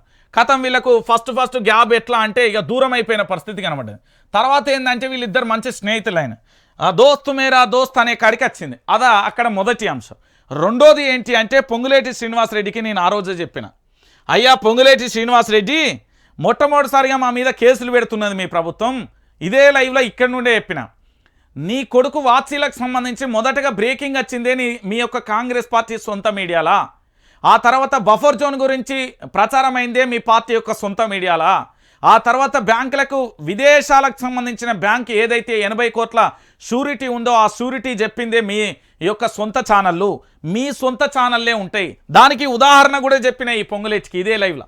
ఏమని అంటే ఉత్తమ్ కుమార్ రెడ్డి అనేట ఆయన ఉండే క్యాప్టెన్ ఉత్తమ్ అని కాంగ్రెస్ పార్టీ అధికారం రాకముందుకి ఇప్పుడు మినిస్టర్ గురించి మాట్లాడతలేను, ఆయన పిసిసి అధ్యక్షుడిగా తర్వాత కాబోయే ముఖ్యమంత్రి అనే ప్రచారం జరిగే టైంలో ఆయన మీద సొంత పార్టీ నుండే అనేక రకాలుగా విష ప్రచారాలు జరిగితే ఇక తట్టుకోలేక ఆయన జూబ్లీ హిల్సో బంజారా హిల్సో పిఎస్కు పోయి కంప్లైంట్ చేయాల్సిన పరిస్థితి వచ్చింది. తర్వాత దొంగలంతా వాళ్ళ పార్టీ వాళ్ళే అని తెలియదు. దీని వెనుక ఎవరున్నారని రేవంత్ రెడ్డి మీద కాస్త అసహనం వ్యక్తం చేశాను. ఈరోజు పొంగులేటి మీద కూడా గదే జరుగుతున్నది. పొంగులేటి శ్రీనివాసరెడ్డి అనే వ్యక్తిని పూర్తి స్థాయిలో కూడా భారీ గ్యాప్ వచ్చింది. నెక్స్ట్ సీఎం ఈయన. ఎందుకు సీఎం అని అంటే ఈయన వెనుక దాదాపుగా 20 నుంచి 30 మంది ఎమ్మెల్యేలు ఉన్నారు అనేది. ఈయన ఏక్నాథ్ షిండేగా మారితే మాత్రం ఖచ్చితంగా తెలంగాణలో బీఆర్ఎస్ పార్టీ అధికారంలోకి వస్తే డిప్యూటీ సీఎంగా పొంగులేటి ఉండే అవకాశాలు కూడా ఉన్నాయి. చెప్తున్నా కదా, ఈయన పోయి కేసీఆర్తో టైఅప్ అయితే రేపు పొద్దుగాలనే తెలంగాణలో ప్రభుత్వం ఫామ్ అయ్యేది బీఆర్ఎస్ గవర్నమెంటే, మీకు తెలుసో లేదు. సో ఈయన దగ్గర 30 మంది ఎమ్మెల్యేలు ఉన్నారు. సో ఏం చేస్తాడు అంటే రేవంత్ రెడ్డి చాలా తెలివికల్లుడు. నేను చెప్తున్న 2 విషయాలలో రేవంత్ రెడ్డి చాలా తెలివి. ఒకటి టాపిక్ డైవర్షన్ చేయడంలో, రెండోది ఎవడైనా ఎదుగుతుండో అంటే మన మూలాలు లేకుండా కత్తిరించడంలో. ఈ 2 అయితే బాగుంటుంది. ఏం చేస్తుండో మొట్టమొదటిసారిగా అంటే ఫస్ట్ ఈయన మీద ప్రచారం స్టార్ట్ చేసిండు. ఎట్లా అంటే వాళ్ళ కొడుకు వాత్సిల్లాల్లో దొరికిండు, లేకపోతే ఈయన 80 కోట్ల ష్యూరిటీ తెచ్చిండు, ఈయన యొక్క ఫామ్ హౌస్ బఫర్ జోన్లో ఉంది. దాంతోపాటుగా ఈయన పూర్తి స్థాయిలో పొంగులేటి శ్రీనివాసరెడ్డికి సంబంధించిన సొంత జిల్లాలో జరిగిన కథనాన్ని పూర్తిగా హైలైట్ చేయడం. ఇది కేవలం వీళ్ళ సొంత మీడియా, అంటే కాంగ్రెస్ పార్టీకి సంబంధించిన మీడియా. ఈ కాంగ్రెస్ పార్టీకి సంబంధించిన మీడియాకు మాత్రమే చెందుతుంది. ఈ కాంగ్రెస్ మీడియా విష ప్రచారం మొదలుపెట్టింది. ఆ తర్వాత ఏం చేసిండు అంటే ఎవరైతే పార్టీల నుంచి బీఆర్ఎస్ పార్టీ నుంచి కాంగ్రెస్ పార్టీకి వచ్చిన తర్వాత ఖచ్చితంగా ఇప్పుడు దానం నాగేంద్రో, అరకెప్పుడు గాంధో, ప్రకాశో, లేకపోతే ఇంకా గూడెం మైపాల్ రెడ్డో, లేకపోతే ఇంకా ఇతరత్ర వాళ్ళందరూ రావచ్చు. వచ్చిన తర్వాత వాళ్ళకు ఇచ్చిన హామీని అమలు చేయకపోతే వాళ్ళ కోపం అయితే వస్తుంది కదా, వాళ్ళ ఒళ్ళు అయితే బగబగ మండుతుంది కదా, వాళ్ళ కోపం అయితే వస్తుంది. వచ్చిన తర్వాత ఏం జరుగుతుంది అల్టిమేట్గా అంటే వాళ్ళ కోపం వచ్చిన తర్వాత పూర్తి స్థాయిలో వాళ్ళు ఏం చేస్తారు మీకు తెలియని పంచాయతీ ఉంటుంది. వాళ్ళు పార్టీ మళ్ళీ వెనక్కి తగ్గే ప్రయత్నం, మేము మళ్ళీ బీఆర్ఎస్కు పోతామని అంటారు. సో ఆయన యూఎస్ పర్యటనలో ఉన్నప్పుడు ఆల్రెడీ ఆగస్టులో తెలంగాణలో సంక్షోభం రావాలి, రాజకీయ సంక్షోభం రావాలి. పొంగులేటి పోయి అందరినీ బతిమలాడి బామాడి ఫోన్లు చేపించి అన్నీ చేశాను. సో వీళ్ళందరినీ కూడా మళ్ళీ వెనక్కి పంపిస్తాడు, ఈయన వల్ల అయితే లేదు అనేది 2వ ప్రచారం జరిగింది. మొదటి ప్రచారం మీద అయితే ఇదోది క్రియాశీలక పాత్ర. 3వది ఇక ఇమేజ్ డ్యామేజ్. ఇక ఎట్లున్నా ఎక్కడ అంటే కొందరు ఎక్కడున్నా రాజు రాజే అంటారు. కేసీఆర్ ఏడున్నా నిజంగా దేవుడు ఆయన. తెలంగాణ ప్రాంత బిడ్డల పక్షాన ఆయన ఒక రకమైన దేవుడు. ఆయన ప్రభుత్వంలో లంగగాలు దొంగగాలున్నారు, అది సెకండరీ విషయం. తప్పులు జరిగినాయి ఒప్పుకుందాం, ఆయననే విపక్షంలో ఇచ్చినాం, యాక్సెప్ట్ చేద్దాం. మనం కొన్ని విషయాలలో కరాఖండిగా నేను యాక్సెప్ట్ చేస్తా. మంచి అంట, చెడు రాజు రాజే ఏడున్నా. కేసీఆర్ను చూస్తే నాకు అనిపిస్తుంది, తెలంగాణ ప్రాంత బిడ్డలకు కూడా తెలుసు ఆయన హూందాతనం కానీ ఆయన పరిపాలన కానీ ఆయన కథ మస్తు అనిపిస్తుంది. భయ్ ఒక్కరోజన్నా కేసీఆర్ లెక్క బతకాలే అనిపిస్తుంది. ఇట్లా చాలా మంది మీకు కూడా అనిపించినట్టు ఉంటుంది, చాలా మంది అనిపిస్తుంది. అయితే పొంగులేటి శ్రీనివాసరెడ్డి కూడా సేమ్ కేసీఆర్ లెక్కనే ఈయన యొక్క యాటిట్యూడ్ అనేది ఉంటుంది. సో దీన్ని అంతా తగ్గించే ప్రయత్నం చేస్తున్నాడు. సో ఈయనని ఎట్లా డ్యామేజ్ చేయడం మొదలుపెట్టిండంటే ఇగో ఇట్లా డ్యామేజ్ చేయడం మొదలుపెట్టిండు. సో పొంగులేటి శ్రీనివాసరెడ్డి అయితే కాంగ్రెస్ పార్టీలో చాలామంది భయపడతారు, మంత్రులు కానీ ఎమ్మెల్యేలు కానీ ఏమనుకుంటారు అంటే చాలామంది మా శత్రువులు అంతా బీఆర్ఎస్ పార్టీలు ఉన్నారు, భారతీయ జనతా పార్టీలు ఉన్నాయంటే కాదన్నా, మీ శత్రువులు మీ కాంగ్రెస్ పార్టీలే ఉన్నారు. మీకు తడి కింద మొత్తం నీళ్లు తెస్తున్నారు, మీ వెనకమార్లా మీరు ఊకునే కింద మొత్తం నీళ్లు తెచ్చేది మీ పార్టీ వాళ్ళే. పలానా వైఆర్టీవీ రంజిత్ ఘోరంగా మాట్లాడతాడు మన గురించి, కేసులు పెట్టు నేను కాదు, రేపు పొద్దుగాల నా మీద కేసు పెట్టిన ఆయన ఒక ఆయన వచ్చి కన్నీళ్లు పెట్టుకున్నాడు. అన్నా గీ పలానా పర్సను పలానా మంత్రి గారు నన్ను ప్రోద్బలం చేసిను, నన్ను ఇబ్బంది పెట్టిలన్నా, టార్చర్ పెట్టిలు, మళ్ళీ గిఫ్ట్ కూడా ఇస్తా అన్నారు, అందుకే నేను పోయినా కేసు పెట్టినా అని అన్నారు. అంటే నిజాలు నిలకడ మీద మెల్లే తెలుస్తాయి, లేట్ అయినా పర్లేదు కానీ ఖచ్చితంగా తెలుస్తుంది. వాస్తవం ఏందనేది సమాజానికి అర్థమైపోతుంది. సో ఈ కాంగ్రెస్ పార్టీలో ఉన్న పరిస్థితి ఏంది అంటే వాళ్ళ పార్టీలకు వాళ్ళకే. ఇక్కడ ఇంకొక విషయం, అసలు రేవంత్ రెడ్డికి రాహుల్ గాంధీకి ఎక్కడ జరిగింది ఇది చాలా మంది తెలియదు. ఈ ఢిల్లీ కటిఫ్ వెనుక ఇక్కడ మరి తెలంగాణలో పరిస్థితిలో ఇతరత్ర అనుకునేరు. ఇప్పుడు రేవంత్ రెడ్డికి ఒక టార్గెట్ ఉన్నది. ఈ టార్గెట్ మీ అందరికీ తెలవాలి, ఖచ్చితంగా తెలంగాణ ప్రాంత బిడ్డలకు తెలవాలి. ఈ టార్గెట్ విశ్వసనీయ వర్గాల సమాచారం ప్రకారం మనకు అందింది ఏంటంటే అసెంబ్లీ ఎన్నికలు ఆంధ్రప్రదేశ్లో అయిపోయినాయి, తెలంగాణలో అయిపోయినాయి. ఇక చుట్టుముడు ఉన్న రాష్ట్రాలు ఇప్పుడు నెక్స్ట్ ఢిల్లీలో ఉంటాయి, తర్వాత మహారాష్ట్ర, రకరకాల రాష్ట్రాలు చాలా వాటిల్లో ఉన్నాయి కదా, మీ అందరికీ గుర్తుంది కదా. సో ఈ రాష్ట్రాలకు సంబంధించి ఇప్పుడు కాంగ్రెస్ పార్టీ అధికారంలో ఉంది. కాంగ్రెస్ పార్టీ ఎక్కడెక్కడ అధికారంలో ఉంది, నెంబర్ 1 కర్ణాటకలో అధికారంలో ఉంది. కర్ణాటకలో అధికారంలో ఉన్నా కూడా ఇక్కడ వాల్మీకి స్కామ్ అనే ఒక సంక్షోభం, దాంతోపాటు అక్కడ ప్రజలు దాదాపుగా ఇక్కడ 100%లో 98% ప్రజలు ఆగ్రహంతో ఉన్నారు కాంగ్రెస్ ప్రభుత్వం మీద. కర్ణాటకలో బగ్గుమంటున్నారు, నిప్పు కణికల్లోలే బగ్గుమంటున్నారు. మరి కాంగ్రెస్ పార్టీకి ఇంకెక్కడ అధికారంలో ఉంది? తెలంగాణలో ఉంది. తెలంగాణలో అధికారంలో ఉన్నది ఎవరు? రేవంత్ రెడ్డి. ఇక్కడ ఏమైనా సమస్యలు ఉన్నాయంటే ప్రస్తుతానికి అయితే ఏం లేదు. సో ఇప్పుడు నిధులు కావాలి. తెలంగాణ హైదరాబాద్ బ్రాండ్ ఇమేజ్, తెలంగాణలో అనేక కంపెనీలు ఉంటాయి, తెలంగాణలో అనేక రకాలుగా ఉంటాయి. సో ఇతర రాష్ట్రాలకు ఖచ్చితంగా కూడా మనీ సప్లై చేయాలంటే అంటే ఎన్నికల వ్యవహార శైలికి కోసం ఎన్నికల ఖర్చు కావాలి అంటే ఇప్పుడు ఏం చేయాలి? ఇప్పుడు అధికారంలో ఉన్న కాంగ్రెస్ పార్టీకి సంబంధించి ముఖ్యమంత్రికి సంబంధించిన పీఠమే తర్జన భర్జన జరుగుతున్నది. అక్కడ డీకే శివకుమార్ నేడే నా ప్రమాణ స్వీకారం, రేపే నా ప్రమాణ స్వీకారం, లేదంటే నేను బీజేపీకి పోతా బాహాటంగా ఇక్కడ డీకే శివకుమార్ అల్టిమేటం జారీ చేసింది. తెలంగాణలో ఏమైపోయింది? ఉత్తమ్ కుమార్ రెడ్డి పోటీ పడుతున్నాడు, పొంగులేటి పోటీ పడుతున్నాడు, దాంతోపాటు కోమటిరెడ్డి బ్రదర్స్ పోటీ పడుతున్నారు, బచ్చన్న పోటీ పడుతున్నారు, ఆఖరికి సీతక్క కూడా నేను సైతం అంటున్నది. సో ఇంతమంది పోటీ ఉన్నారు. ఇది పక్కన పెడితే సో ఇప్పుడు ఈ ఎన్నికల ఖర్చు కావాలి, ఇతర రాష్ట్రాలలో జరిగే అసెంబ్లీ ఎన్నికలకు సంబంధించిన ఖర్చు కావాలి. ఈ ఖర్చును మనం ఎట్లా తేవాలి, ఏం కథ, ఈ ఖర్చు అంతా ఎట్లా పోవాలి అనేది ఆలోచనలో పడ్డారు. సో దాని తర్వాత ఎవరు రాహుల్ గాంధీ ఫోన్ వస్తుంది అంటే వాళ్ళ ఆఫీస్ నుండి, ఆయన చేయడానికో వాళ్ళ ఆఫీస్ నుండి ఫోన్ వచ్చినాక ఇక రేవంత్ రెడ్డి ఆవోజీ బయట ఇక ఇది పరిస్థితి ఏంది, పక్క రాష్ట్రాలలో ఎన్నికలున్నాయి, మరి ఖర్చు అంతా కావాలి, పంపిస్తావా, మరి ఎట్లా చేస్తావు, ఏం కథ. అలాంటి తరుణంలోనే పుట్టుకొచ్చిందే హైడ్రా. ఎస్, ఇది దీని పుట్టుక ఎక్కడ? హైడ్రా పుట్టుక అంటే ఇక్కడ నుండి పుట్టుకొచ్చింది. ఇక దీంతో పాటుగా సార్ మీరు రావాలి, తెలంగాణలో పూర్తి స్థాయిలో రుణమాఫీ జరిగింది అనేది ఈయన పోయి సభ పెడదాం, ఆ సభ పెడదాం, ఈ సభ పెడదాం అని ఈయన ఏంది అంటే పాపం మొత్తం తెలియదు సార్. రేవంత్ రెడ్డికి తప్పు లేదు, ఆయనకు కూడా అన్ని తెలివై. అయితే ఈయనకు తెలియని విషయం ఏంటంటే ఢిల్లీకి సంబంధించిన ఏఐసిసిగా ఉండే మెంబర్స్కు సంబంధించి కూడా తెలియని పరిస్థితులలో ఒక విషయం మీకు చెప్తాను ఇనూరి. ఇక్కడ ఢిల్లీ కాంగ్రెస్కు సంబంధించిన రాహుల్ గాంధీకి దాంతోపాటు ప్రియాంక గాంధీకి, సోనియా గాంధీకి అల్టిమేట్గా 333 మంది రైతులు లేఖలు రాసిళ్ళు. దాంతోపాటు బీఆర్ఎస్ పార్టీ నుంచి కూడా లేఖలు వెళ్ళినాయి. మాకు రుణమాఫీ కాలే కాంగ్రెస్ ప్రభుత్వం నుంచి, ఈ కాంగ్రెస్ ప్రభుత్వం ఈ ప్రభుత్వం చెత్తగా ఉంది, మిమ్మల్ని నమ్మి మేము ఓటేసినాం, నిరుద్యోగుల విషయం కానుండి మొదలు పెడితే, డిఎస్సి కానుండి మొదలు పెడితే, రైతుల కానుండి మొదలు పెడితే, ఉద్యోగుల కానుండి మొదలు పెడితే, రాజకీయ నాయకుల కానుండి మొదలు పెడితే, ఆఖరికి రాజకీయ నాయకుల నుంచి మొదలు పెట్టినా కూడా ఇదే పరిస్థితి మొదలైంది. ఇక మొదలయ్యేటాలకు ఇక ఏమున్నది పరిస్థితి, అటు చూసేటాలకు ఇటు చూసేటాలకు ఆగమాగమైపోయిన పరిస్థితి కనబడ్డది. ఇక ఏం చేయాలనో అర్థం కాక రాహుల్ గాంధీకి ఇక్కడున్న సమాచారం అంటే రాహుల్ గాంధీ ముఖ్యమంత్రి రేవంత్ రెడ్డి అయినప్పటికీ కూడా ఆయన అందరినీ నమ్మడు, ఏ పార్టీ నేతలైనా అందరినీ నమ్మరు, ఖచ్చితంగా కూడా కొందరిని నమ్ముతారు, కొందరిని నమ్మరు. ఇక ఫోన్ వచ్చింది, తెలంగాణకు ఫోన్ వచ్చింది. మరి ఏందా మీ వాడు రేవంత్ రెడ్డి నన్ను రమ్మంటాను, మీటింగ్లు పెడతా అన్నాడు, ఏంది పరిస్థితి అంటే సాఫ్ నయావో ఇక్కడికి రాకుర్రి, మీరు ఇక్కడికి వస్తే మాత్రం పరిస్థితి ఇంకో రకంగా ఉంటుంది. ఇప్పుడు మన రుణమాఫీ దాదాపుగా చాలా మందికి చేయాలి, 49,500 కోట్లు కావాలి, మనం పెట్టింది 17,933 కోట్లే, అసెంబ్లీలో పెట్టిందేమో 26,000 కోట్లే. ఈ రైతులంతా తిరగబడతారు, మళ్ళీ ధర్నా చేస్తుంది, ఈ ఎఫెక్ట్ ఇతర రాష్ట్రాల మీద పడుతుంది. ఇది అసలు పాయింట్. మీరు ఇక్కడికి వచ్చి కనుక సభలు సమావేశాలు పెడితే, ఇక్కడ సభ కనుక అట్టర్ ఫ్లాప్ అయితే పలానా తెలంగాణలో రాహుల్ గాంధీ పెట్టిన సభ అట్టర్ ఫ్లాప్ అయింది అనే పరిస్థితి ఏర్పడుతుంది. దాంతోపాటు ఇక్కడ తెలంగాణ ప్రాంత బిడ్డలు మనల్ని విశ్వసించడం లేదు, తెలంగాణ ప్రాంత బిడ్డలు పూర్తి స్థాయిలో కూడా తిరగబడుతున్నారు. ఇప్పటికే చాలా అతలాకుతంగా మారిపోయిన పరిస్థితి కనబడుతుంది. రేవంత్ రెడ్డికి సంబంధించి ఢిల్లీతోని కటిఫ్ కావడానికి కొన్ని కారణాలు ఇదొకటైతే, దానితో పాటు ఈయన పరిపాలన నచ్చకపోవడం, ఈయన వ్యవహరించే తీరు నచ్చకపోవడం, ఎమ్మెల్యేలను మంత్రులను కలుపుగోల లేకపోవడం, దాంట్లో ప్రధానంగా కరీంనగర్ జిల్లాకు సంబంధించిన సీనియర్ నేతలుగా చెప్పబడే జీవన్ రెడ్డి ఏ విధంగా అసహనం వ్యక్తం చేసిండు, వాళ్ళ కాన్స్టిట్యున్సీకి సంబంధించిన ఎమ్మెల్యేను, బీఆర్ఎస్ ఎమ్మెల్యేను సంజయ్ని చేర్చుకోవడంతోనే ఆయన ఎంత కోపపడ్డాడు అనేది మీ అందరికీ తెలిసిన విషయమే. ఇదంతా జరిగేటాలకు ఇక ఆగమేఘాల మీద ఢిల్లీకి పోయిండండి మన రేవంత్ రెడ్డి. ఢిల్లీ పోతే అపాయింట్మెంట్ ఎవడి?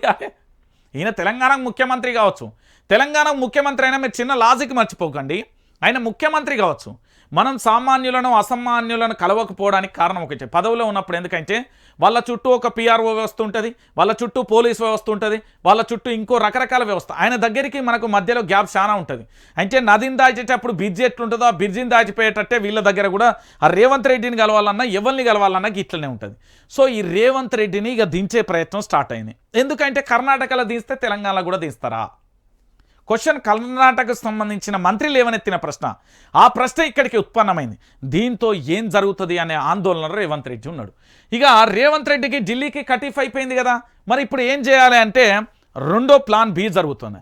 ఈ ప్లాన్ బి సంగతి ఏంటంటే మీ అందరికీ తెలియకపోవచ్చు, కానీ మొదట్లో తెలంగాణలో కాంగ్రెస్ పార్టీ అధికారంలోకి వచ్చిన తర్వాత త్వరలో బీజేపీలోకి త్వరలో అంటూ ఒక శీర్షిక కథనం మీకు బాగా కనబడి ఉండాలి.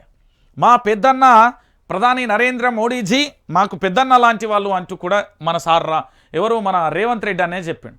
సో ఇక్కడ ప్లాన్ వర్కౌట్ కాకపోతే ప్లాన్ బి ప్రకారం తన వాళ్ళు ఎవరైతే ఉన్నారో వాళ్ళని తీసుకొని ఎటు భారతీయ జనతా పార్టీలోకి వెళ్ళేందుకు కూడా ప్రయత్నాలు జరుగుతున్నాయట.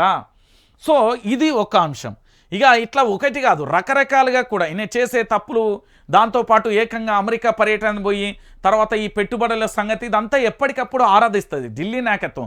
ఇప్పుడు మనవాడు మన ప్రాంతం వాడైతే మన తెలంగాణ ప్రాంత బిడ్డలో విపక్షాలు అందరూ కూడా అడుగుతారు, అరే సన్నాసిగా గీవుడికి ఇక్కడ గీది లంగపని చేసిర్రా అని మనం అడుగుతాం. కానీ ఇది కాంగ్రెస్ పార్టీ, మరి జాతీయ పార్టీ, ఢిల్లీ సంబంధించిన పెత్తనం. మనదేముంటుంది ఏది కూరలో కరివేపాక సొంటోళ్ళు, ఇక్కడ ఉన్న ఎమ్మెల్యేలు మినిస్టర్లు అంతా కాంగ్రెస్ పార్టీ. జాతీయ పార్టీలలో ఏముంటుందండి? ఏం ఉండదు. ఉప్పులో పప్పు సొంటోళ్ళు అంతే. వాళ్ళ ఏంది పప్పులో ఉప్పు కూర వండుతాం కదా, దాంట్లో ఇంతంత ఏదో ఒకటి. వీళ్ళ వల్ల ఏం కాదు అనే విషయం మనకు అర్థమైంది. ఇక ముఖ్యమంత్రికి bye CM, bye Revanth, bye Congress. త్వరలో ఇది గుర్తుపెట్టుకోరు, అతి త్వరలో మీరు బాయ్ చెప్పడానికి సిద్ధపడండి. ఇక bye Congress, bye Revanth, bye Congress, bye Revanth అనేది సిద్ధం కావాలి. ఇక ఎందుకంటే ఢిల్లీతోని అధిష్టానానికి కట్ ఆఫ్ అయింది. ఇక ఇంతటితోనే అయిపోయిందా అంటే ఇక మీరు ఇంకొక అంశాన్ని కూడా చూసుకోవాలి. ఏంది అంటే నిన్న జరిగిన విషయానికి సంబంధించి తెలంగాణ రాష్ట్ర వ్యాప్తంగా కూడా మీకు ఈ విషయం తెలియదు కదా. గిది ఏంది, ఎవరు వీళ్ళంతా, ఏం జరుగుతున్నది తెలంగాణలోనా అంటే కాదు. ఒక్కసారి చాలా క్లారిటీ, ఇప్పటి వరకు విన్న కథనం స్టోరీ అంత తిన్నారు కదా, ఇప్పుడు ఇది నుర్రి. ఏంది అంటే మాపై విచారణ సహించం. సాధారణంగా ఏదైనా కుంభకోణం జరిగినప్పుడు విచారణకు ఆదేశించాలని ప్రజలు డిమాండ్ చేయడం సహజం. కానీ కాంగ్రెస్ అధికారంలో ఉన్న కర్ణాటకలో అందుకు భిన్నంగా కాంగ్రెస్ నేతలు ధర్నా నిర్వహించారు. దేశవ్యాప్తంగా చర్చనీయాంశమైన మూడా స్కామ్లో ఇరుక్కున్న ముఖ్యమంత్రి సిద్ధరామయ్య పీకల్లోతు కష్టాలలో ఉన్నారు. గవర్నర్ గెహెట్లే దీనిపై విచారణకు ఆదేశించారు. ఇలాంటి పరిస్థితులలో మరెవరైనా ఉంటే నైతిక విలువలకు కట్టుబడి రాజీనామా చేసి ఉండేవారు, తాను ఏ తప్పు చేయలేదని నిరూపించుకునేవారు. కానీ ఇక్కడి కాంగ్రెస్ నేతలు మాత్రం అందుకు విరుద్ధంగా వ్యవహరిస్తున్నారు. గవర్నర్ ఆదేశాలను వ్యతిరేకిస్తూ కాంగ్రెస్ నేతలు శనివారం బెంగళూరులో రాజ్భవన్ చెలో అంటూ నిరసన తెలిపారు. ఇది చూసిన ప్రజలు ఇదెక్కడి విడుడ్డోనం అంటూ ముక్కున వేలేసుకునే పరిస్థితి వచ్చింది.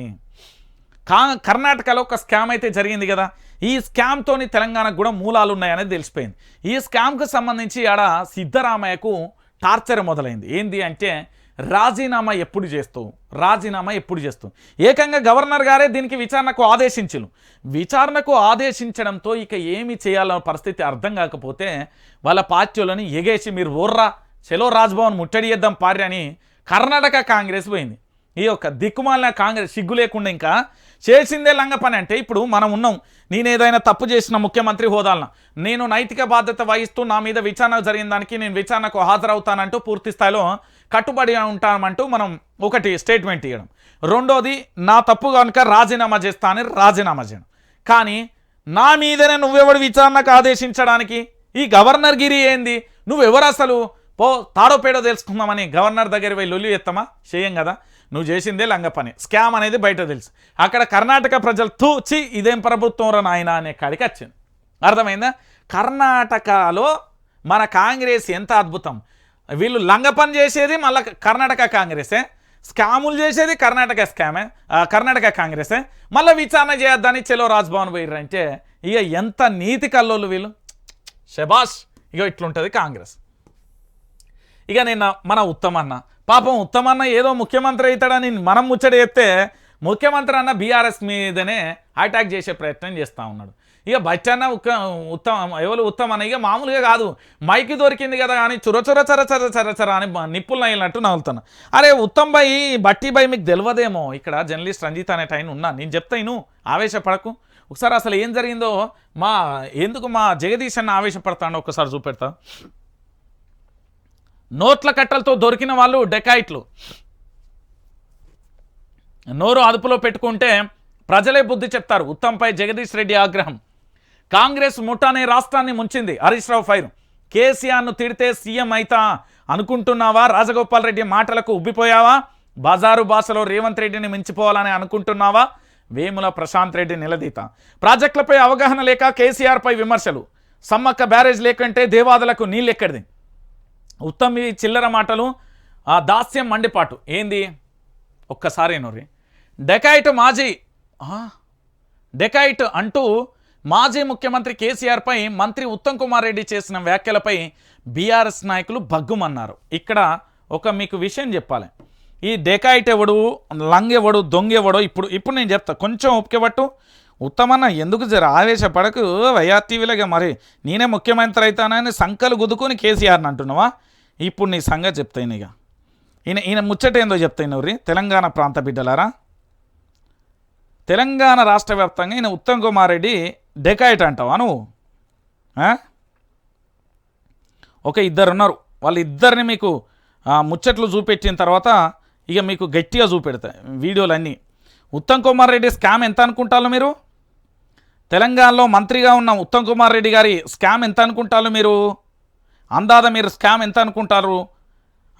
ఇది దాన్ని ఏమంటారు, కార్పొరేషన్లకు సంబంధించి గిడ్డంగుల కార్పొరేషన్కు సంబంధించిన దాంట్లో సారు స్కామ్ హస్తం లేదనుకుంటున్నారా? దాని స్కామ్ గురించి ఇప్పటివరకు ఎక్కడన్నా మాట్లాడిర్రా? స్కామ్ గురించే మాట్లాడలే. ఈయన డెకాయిట్ ముఖ్యమంత్రి అని అంటున్నాడా? ఈయన అర్హత ఏంది, ఈయన కథ ఏంది? ఏమైనా ఉత్తమ్ కుమార్ రెడ్డి మా కేసీఆర్నే నువ్వు డెకాయిట్ ముఖ్యమంత్రి అనే మొగోడివా నువ్వు, లేకపోతే పెద్ద అంత తోపా? ఏమంటావు నువ్వు మమ్మల్ని? డెకాయిట్ అంటూ మాజీ ముఖ్యమంత్రి కేసీఆర్పై మంత్రి ఉత్తమ్ కుమార్ రెడ్డి చేసిన వ్యాఖ్యలపై బీఆర్ఎస్ నాయకులు భగ్గుమన్నారు. ములుగు జిల్లాలో దేవాదుల ప్రాజెక్టుపై నిర్వహించిన సమీక్ష సందర్భంగా ఆయన కేసీఆర్పై అనుచిత వ్యాఖ్యలు తీవ్రంగా కూడా ఖండించారు. ఉత్తమ్కు మతి భ్రమించిందని, రాష్ట్రంలో నోట్ల కట్టలతో దొరికిన దొంగలే డెకాయిట్లు అని మాజీ మంత్రి జగదీష్ రెడ్డి మండిపడ్డారు. ఉత్తమ్ నోరువు అదుపులో పెట్టుకుంటే ప్రజలే తగిన బుద్ధి చెప్తారని హెచ్చరించారు. ఇక ప్రాణాలను పణంగా పెట్టి సాధించిన తెలంగాణను 10 ఏళ్లలో దేశానికి ఆదర్శంగా నిలిపిన కేసీఆర్ను అలా అనేందుకు ఉత్తమ్ నోరెలా వచ్చిందని మాజీ మంత్రి హరీష్ రావు నిలదీశారు. ఉత్తమ్ తనకు తాను ముఖ్యమంత్రిగా ఊహించుకొని రేవంత్ రెడ్డిలా బూతులు మాట్లాడుతున్నాడా, లేక రేవంత్ రెడ్డిని మించిన కేసీఆర్ను తిడితే ముఖ్యమంత్రి అవుతానని అనుకుంటున్నారా? రాజగోపాల్ రెడ్డి పొగడ్తలకు ఉబ్బిపోయిన సీఎం పదవిపై కలలు కంటున్నాడా అంటూ మాజీ మంత్రి వేముల ప్రశాంత్ రెడ్డి దొబ్బి పొడిచారు. ఇక సాగునీటి ప్రాజెక్టులపై కాంగ్రెస్ మంత్రులకు అవగాహన లేదని, అందుకే కేసీఆర్ను టార్గెట్ చేసి విమర్శిస్తున్నారని, మంత్రి ఉత్తమ్ చిల్లర మాటలు మాట్లాడుతున్నారని మాజీ చీఫ్ విప్ దాస్యం వినయభాస్కర్ సహా పెద్ది సుదర్శన్ రెడ్డి తదితరులు చాలామంది కూడా పూర్తి స్థాయిలో కూడా విమర్శించారు. ఇక ఉత్తమ్ కుమార్ రెడ్డి ఏమయ్యా, ఉత్తమ్ కుమార్ రెడ్డి మంత్రి గారు మీ స్కామ్ ఎంత చెప్పండి? మీ కార్పొరేషన్ స్కామ్ ఎంత? 1200 కోట్లు స్కామ్ జరగలే అన్నారు. దాని మీద పూర్తి స్థాయిలో ఒక్కసారి సమాధానం చెప్తారా? తెలంగాణ రాష్ట్ర వ్యాప్తంగా మీ కాంగ్రెస్ వచ్చిన తర్వాత ఎవరు డెకాయిట్లో ఇప్పుడు నేను చెప్తా విను. ఉత్తమ్ కుమార్ రెడ్డి డెకాయిట్ అనే నువ్వు పదం వాడినావు కదా, డెకాయిటే కదా, డెకాయిట్ అనే పదం వాడినావు కదా. ఈ డెకాయిట్ అనే పదానికి నేను అర్థం నీకు క్లారిటీగా చెప్తాను.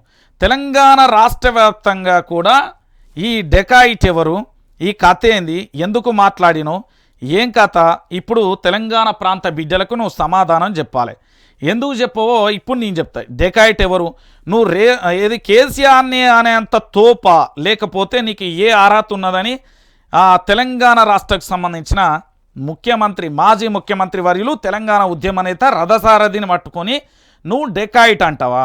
ఒక్కసారి నీ డెకాయిట్కు సంబంధించి డెకాయిట్ అని సంబోధించిండు. నేనే డెకాయిట్ అని సంబోధించి తెలంగాణ రాష్ట్ర వ్యాప్తంగా కూడా, అంటే డెకాయిట్ అంటే మోసం అంతేనా? ఇంగ్లీష్లో, తెలుగులో అర్థం అంతే కదా. ఇక ఒక్కసారి ఇల్లు చెప్దాం. రైట్, ఈ పదాన్ని నేను నోట్ చేస్తున్నా తెలంగాణ ప్రాంత బిడ్డలారా. ఇక ఈ డెకాయిట్ ఉత్తమ్ గురించి నేను చెప్తాను. ఈయన ఎవరిని అన్నాడు? ఇది కల్వకుంట్ల చంద్రశేఖరరావు అన్నాడు.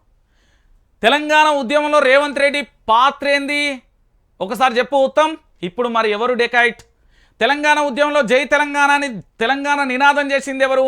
మీ రాష్ట్ర ప్రభుత్వం ఏర్పడేటప్పుడు 2023 డిసెంబర్లో మీ ప్రభుత్వాన్ని ఏర్పాటు చేసేటప్పుడు జై తెలంగాణ అన్నారా? జోహార్ తెలంగాణ విద్యార్థి అమరవీరులకు అని మాట్లాడిలా లేరు కదా. మరి జై ఢిల్లీ కాంగ్రెస్ అని వత్తాసు బలికి వాళ్ళ గులాం చేసిన డెకాయిట్లు ఎవరు? తెలంగాణ ప్రాంత బిడ్డలకు వచ్చిన 100 రోజులలోనే 6 గ్యారంటీలు నెరవేరుస్తామని చెప్పిన డెకాయిట్లు గాళ్ళెవరు? 100 రోజులలోనే పూర్తి స్థాయిలో ఇచ్చిన హామీలనే పూర్తి చేస్తామని చెప్పిన డెకాయిట్లు ఎవరు? రుణమాఫీని ఒకే విడతలలో డిసెంబర్ 9వ తారీఖు గిట్ల పోయి గట్ల తెచ్చుకోమని చెప్పిన డెకాయిట్లు ఎవరు?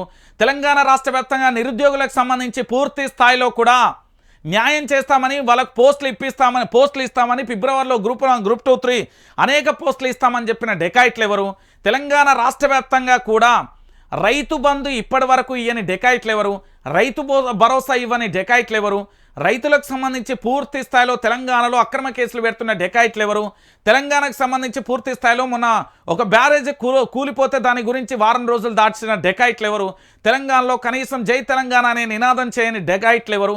తెలంగాణ రాష్ట్రానికి తీసుకురావడానికి కనీసం తెలంగాణ రాష్ట్రాన్ని కాపాడుకుందామని సోయి లేకుండా కూడా కేవలం తెలంగాణ ప్రాంత బిడ్డలను వంచిన డెకాయిట్లు ఎవరు? ఇప్పుడు సమాధానం చెప్పారా? ఓటుకు నోటుకు వేస్తే దొంగ ఎవరు? డెకాయిట్లు ఎవరు? ఆ డెకాయిట్ ఎవరు? ఏమయ్యా ఉత్తమ్ కుమార్ రెడ్డి, బాగా మాట్లాడుతున్నావు కదా, నేనే వెంకట్రామన్ని అని బాగా మాట్లాడుతున్నావు కదా, ఇప్పుడు చెప్పు డెకాయిట్ ఎవడో ఇప్పుడు చెప్పు.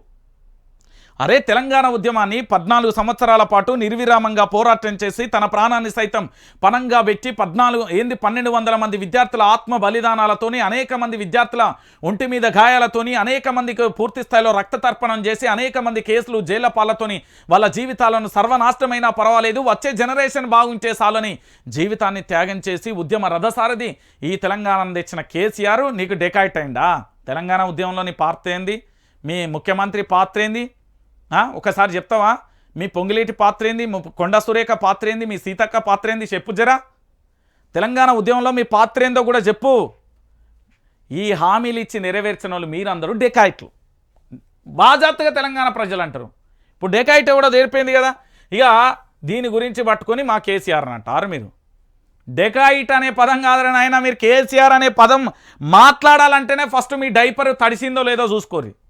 కల్వకుంట్ల చంద్రశేఖరరావు అలియాస్ తెలంగాణ ఆత్మబంధం, తెలంగాణ గుండె చప్పుడు, తెలంగాణ 4 కోట్ల మంది భవిష్యత్తు తలరాతలు మార్చిన దైవం ఆయనను పట్టుకొని డెకాయిట్ అంటావా? సిగ్గుండద్దు, శరం ఉండద్దు అని అంటున్నారు తెలంగాణ బిడ్డలు. నేను కాదు. ఇక చెప్పు గిదేదో ఇప్పుడు గిది చెప్పు. మాజీ సర్పంచ్ల సమరశంకం, అసెంబ్లీ ఎదుట నిరసన ప్రదర్శన, పెండింగ్ బిల్లులు చెల్లించాలని డిమాండ్, ఈసీ పీఆర్సీ సెక్రటరీకి వినతి పత్రాలు. ఇప్పుడు చెప్పు ఒక్కసారి.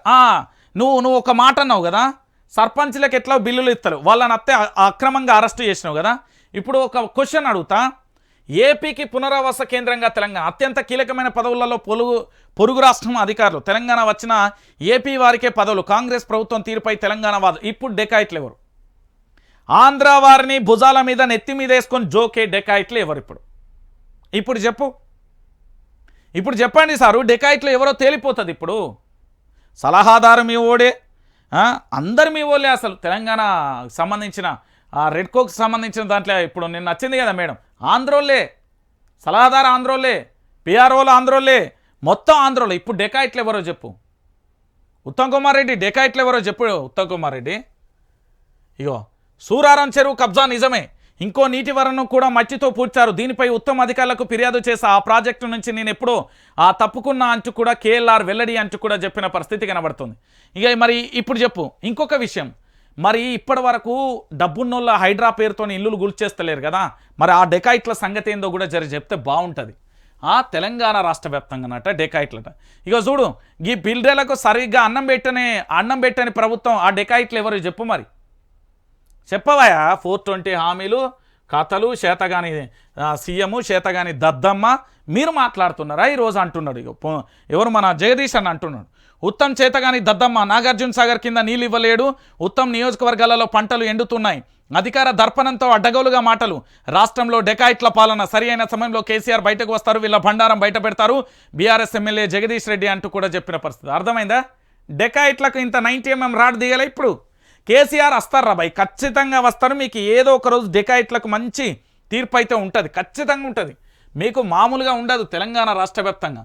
నేను చెప్తున్నా కదా, ఉత్తమ్ చిల్లర మాటలు మానుకొని పదవి నువ్వు మంచిగా పరిపాలన చేయి. రాష్ట్రానికి రెడ్ అలర్ట్, మరో 2 రోజులు అత్యంత భారీ వర్షాలు. కరీంనగర్లో కూలిన దేవాలయం పైకప్పు, నల్గొండలో కొట్టుకుపోయిన వంతెనే ఇటుకపై కప్పుపడి కూలి ఒకరు, పిడుగుపాటుతో మరొకరు, కరెంట్ షాక్తో ఇంకొకరు.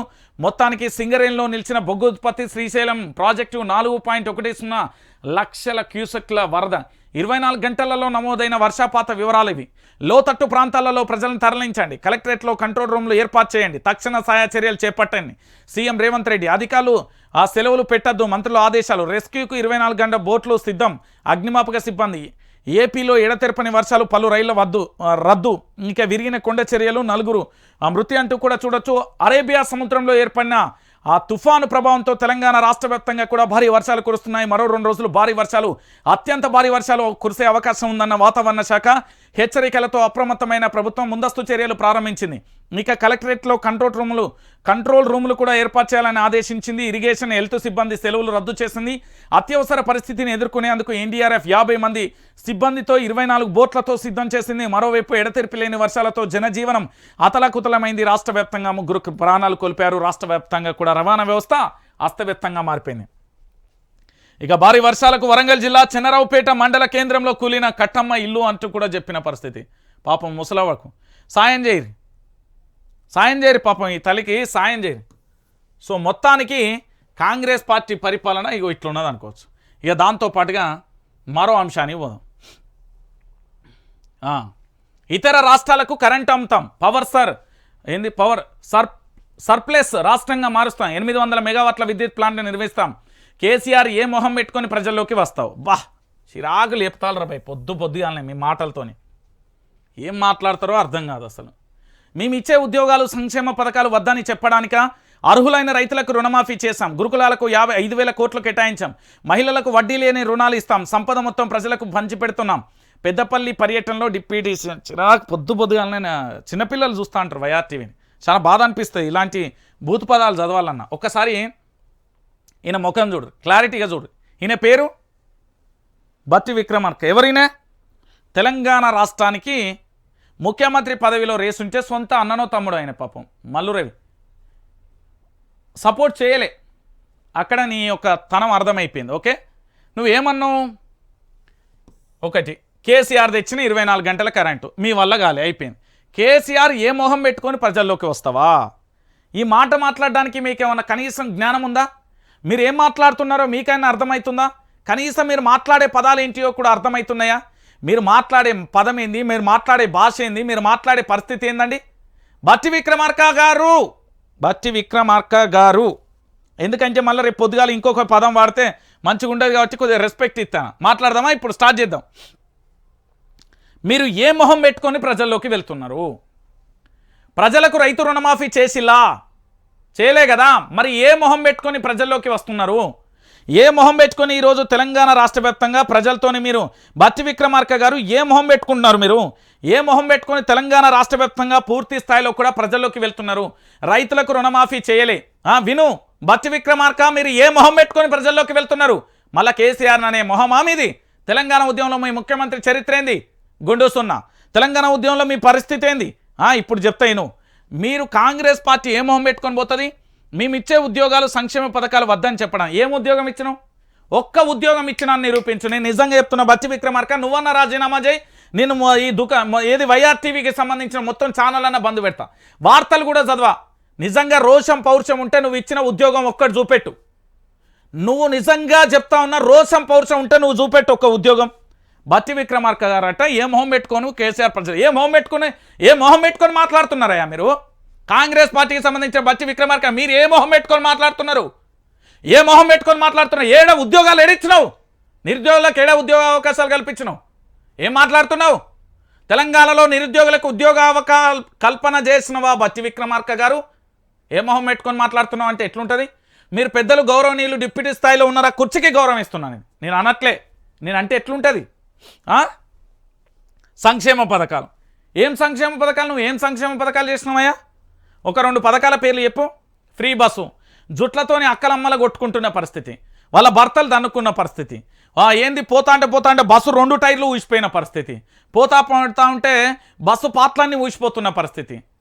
ఇక నువ్వు చేసిన సంక్షేమ పథకం ఏంది? ఒక్కటి చెప్పవయ్యా, ఒకటే అడుగుతున్నా. ఇప్పుడు ఏ మొహం పెట్టుకొని పోతావు ప్రజల్లోకి? నెక్స్ట్ నువ్వు అడిగినాయి నీకే చెప్తున్నా. అర్హులైన రైతులకు రుణమా, నువ్వేంది లొట్ట పిచ్చి చేసేది? ఏం చేసినావు నువ్వు? 49,500 కోట్లు కావాలి ఈ తెలంగాణలో ప్రజలందరికీ నువ్వు రుణమాఫీ చేయాలంటే. నీ బడ్జెట్ ఎంత? రాష్ట్ర శాసనసభలో నువ్వు ఇచ్చిన బడ్జెట్ ఎంత? కేవలం 26,000 కోట్లు. నువ్వు అమలు చేసింది ఎంత? 17,933. నిన్ననే కదా ఆసిఫాబాద్ జిల్లాకు ఆదిలాబాద్ ఆసిఫాబాద్కు సంబంధించి పాదయాత్ర త్రూ పోయి ధర్నా చేసి ఇప్పుడు మొహం ఏడ పెట్టుకుంటూ ఆ రైతులకు మొహం చూపెడతావా? ఇంకెన్ని లంగ ముచ్చట్లు చెప్తారా మీరు? మహిళలకు వడ్డీ రేణుల రుణాలు ఏడిచ్చినావు, గురుకులాలకు 5,000. ఇగో ఈ సిగ్గు అనిపించలేదు, కొంచెం మన మానవ అనిపించలేదు. ఏడబా ఏడబోయింది ఒక్కసారి చూపెట్టుర్రి. ఇగో చూడ్రి తెలంగాణ ప్రాంత బిడ్డలకి ఈ ఫోటో ఒక్కసారి చూడ్రి. తెలంగాణ ప్రాంత బిడ్డలారా, ఎందుకు చెప్తున్నా అంటే తెలంగాణ రాష్ట్ర వ్యాప్తంగా మీ అందరికీ అర్థం కావాలి కాబట్టి ఇది చెప్తున్నా. ఒక్కసారికి ఈ ఫోటో చూడ్రి. ఇప్పుడు చూడు ఏ మొహం పెట్టుకుంటారు, ఇది ఏ మొహం పెట్టుకుంటారు ఒక్కసారి మీరు ఆలోచించాలి. ఒకసారి చూడు ఈ గురుకులాలకు 5,000 కోట్లు ఇచ్చినావు. ఈ బిడ్డలు బువ్వలేక అల్లాడిపోతా ఉంటే ఈయన చెప్తాడు ఈయన చెప్తాడు బట్టి విక్రమార్క. ఇగో ఈ పెద్ద మనిషి చెప్తాడు 5,000 కోట్లు ఇచ్చినావు అని. ఏది పురుగులన్నం పెట్టమనా? పప్పుల పురుగులత్తానని చెప్పినందుకు కళ్ళ కారపొడి పెట్టి కొట్టమనా? మహిళలకు వడ్డీ రేణుల రుణాలు ఇస్తాం. ఎక్కడ ఇచ్చినాం? ఎప్పుడు ఇస్తావు? ఇంకెప్పుడు ఇస్తావు? బొందలగడ్డలో పోయినాక ఇస్తావా? నువ్వు ఇచ్చేదన్నాడా? నువ్వు నా ఆడబిడ్డలకు ఎప్పుడు ఇస్తావు అంటున్నా. నువ్వు ఏ గ్యారంటీ అన్న అమలు చేసినావా చక్కగా? ఈయననట సంపద మొత్తం ప్రజలకు పంచిపెడుతున్నాం. రేవంత్ రెడ్డి ఏమో వాళ్ళ అన్నదమ్ములకు, నువ్వేమో నీ పార్టీలకు, మొత్తం కాంగ్రెస్ వాళ్ళంతా పంచుకున్నావు. ఇది యాక్సెప్టబుల్. ఈయన అటే చెప్తున్నాయట మొహం ఏడ పెట్టుకోవాలని మాట్లాడుతాడట కేసీఆర్ గురించి మాట్లాడే అర్హత కాంగ్రెస్లో ఎవరికి లేదు. బాగా జాగ్రత్తగా చెప్తున్నా, కేసీఆర్ గురించి మాట్లాడే అర్హత కాంగ్రెస్లో ఎవరికి లేదు. రాష్ట్ర ముఖ్యమంత్రి కానుండి మొదలు పెడితే కార్యకర్త దాకా ఎవరికి లేదు. ఆయన గురించి చెడుగా మాట్లాడే అధికారం ఏదీ లేదు. రాజకీయ కక్షతో మాట్లాడతారా? సరే సై ఏమన్నారు? మీరు కేసీఆర్ పరిపాలన సరిగ్గా చేయలే, పక్కో జరిగిండు. మరి 8 నెలల కాలంలో కాంగ్రెస్కు ఇది బోపిస్తూ పరుగులెత్తిత్తాలు ప్రజలు. దేనికి ఈ వ్యతిరేకత ఎందుకు వచ్చింది? సమాధానం ఏమైంది చెప్పురు. ఇప్పుడు ఏందోనట వీళ్ళదో పరిపాలన, రోత పరిపాలన, వీళ్ళ గురించి చెప్తున్నారు. దీని గురించి చెప్పు. మహదేవ్పూర్ హాస్పిటల్లో పశువులు మాట్లాడు. కేసీఆర్ అట మొహం పెట్టి ఏ మొహం పెట్టుకొని నువ్వు వస్తావా ప్రజలకు? ఏ మొహం పెట్టుకొని పోతున్నావు? నేను అడిగిన ప్రశ్నలకి సమాధానం చెప్పు. నేను ఇప్పుడే ఈ క్షణం ఇక్కడ నుండి వదిలేసి వెళ్ళిపోతా. నువ్వు నిజంగా కూడా రాజీనామా చేస్తావా చెప్పు. ఏ మొహం పెట్టుకొని ముఖ్యమంత్రి నువ్వు కల్వకుంట్ల చంద్రశేఖరరావు అనే అంత తోపా? వేముల వీరేశం మన దళిత బిడ్డనే, నువ్వు ఆ సామాజిక వర్గమే కదా. వేముల వీరేశం అన్నకు ఆడ నిన్న నల్గొండలా ఏం జరిగింది? అవమానించినావు, దాని గురించి మాట్లాడవా? అది నీ కాంగ్రెస్ పార్టీ. ఇక చూడని నేను బోను బిడ్డో సర్కారు దావాఖనకు అనే రోజులు మళ్ళీ వస్తున్నాయి. ప్రభుత్వ హాస్పిటల్ అధ్వానంగా మారుతుంది. మంత్రుల ఇలాకాలలో వరుసగా సంఘటనలు చోటు చేసుకున్నాయి. మొన్న వరంగల్ జిల్లా మంత్రి కొండ సురేఖ ఇలాకాలోని ఎంజిఎం హాస్పిటల్లో కరెంటు కోతలతో నిండు ప్రాణం పోయింది.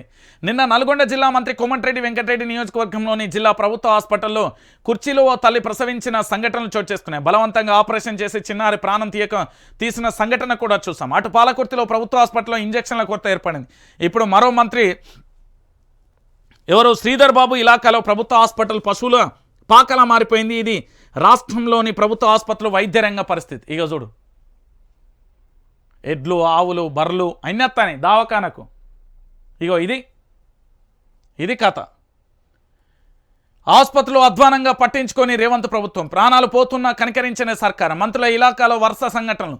ఒక దగ్గర ఇంజక్షన్లు, మరో చోట సిబ్బంది కొరత. పశువుల పాకలా మారుతున్న హాస్పిటల్ చోద్యం చూస్తున్న ఉన్నతాధికారులు, సంబంధం లేనట్లుగా మంత్రుల వ్యవహారం, ఆగ్రహం వ్యక్తం చేస్తున్న ప్రజలు. ఇది పాపం మా వైద్య మంత్రి ఏడున్నాడు సారు బాంచన్ ఒక్కసారి దర్శనం ఇయ్యవా? రా సారు గిట్ల వచ్చి గట్లబో వచ్చి ఇక తెలంగాణకి చూడు కనబడుతున్నదా ఇది? ఒకసారి మాట్లాడు సారు. దీని సంగతి ఏందో మాట్లాడు. మనం ఎందుకు మాట్లాడతాం? మనం మాట్లాడాల్సిన పరిస్థితి లేదు. ఇక దాంతో ఇవన్నీ అక్కెర్రాని పనులే. ఇక భజన పేపర్ స్టార్ట్ అయింది. ఏముంటుంది ఇలా?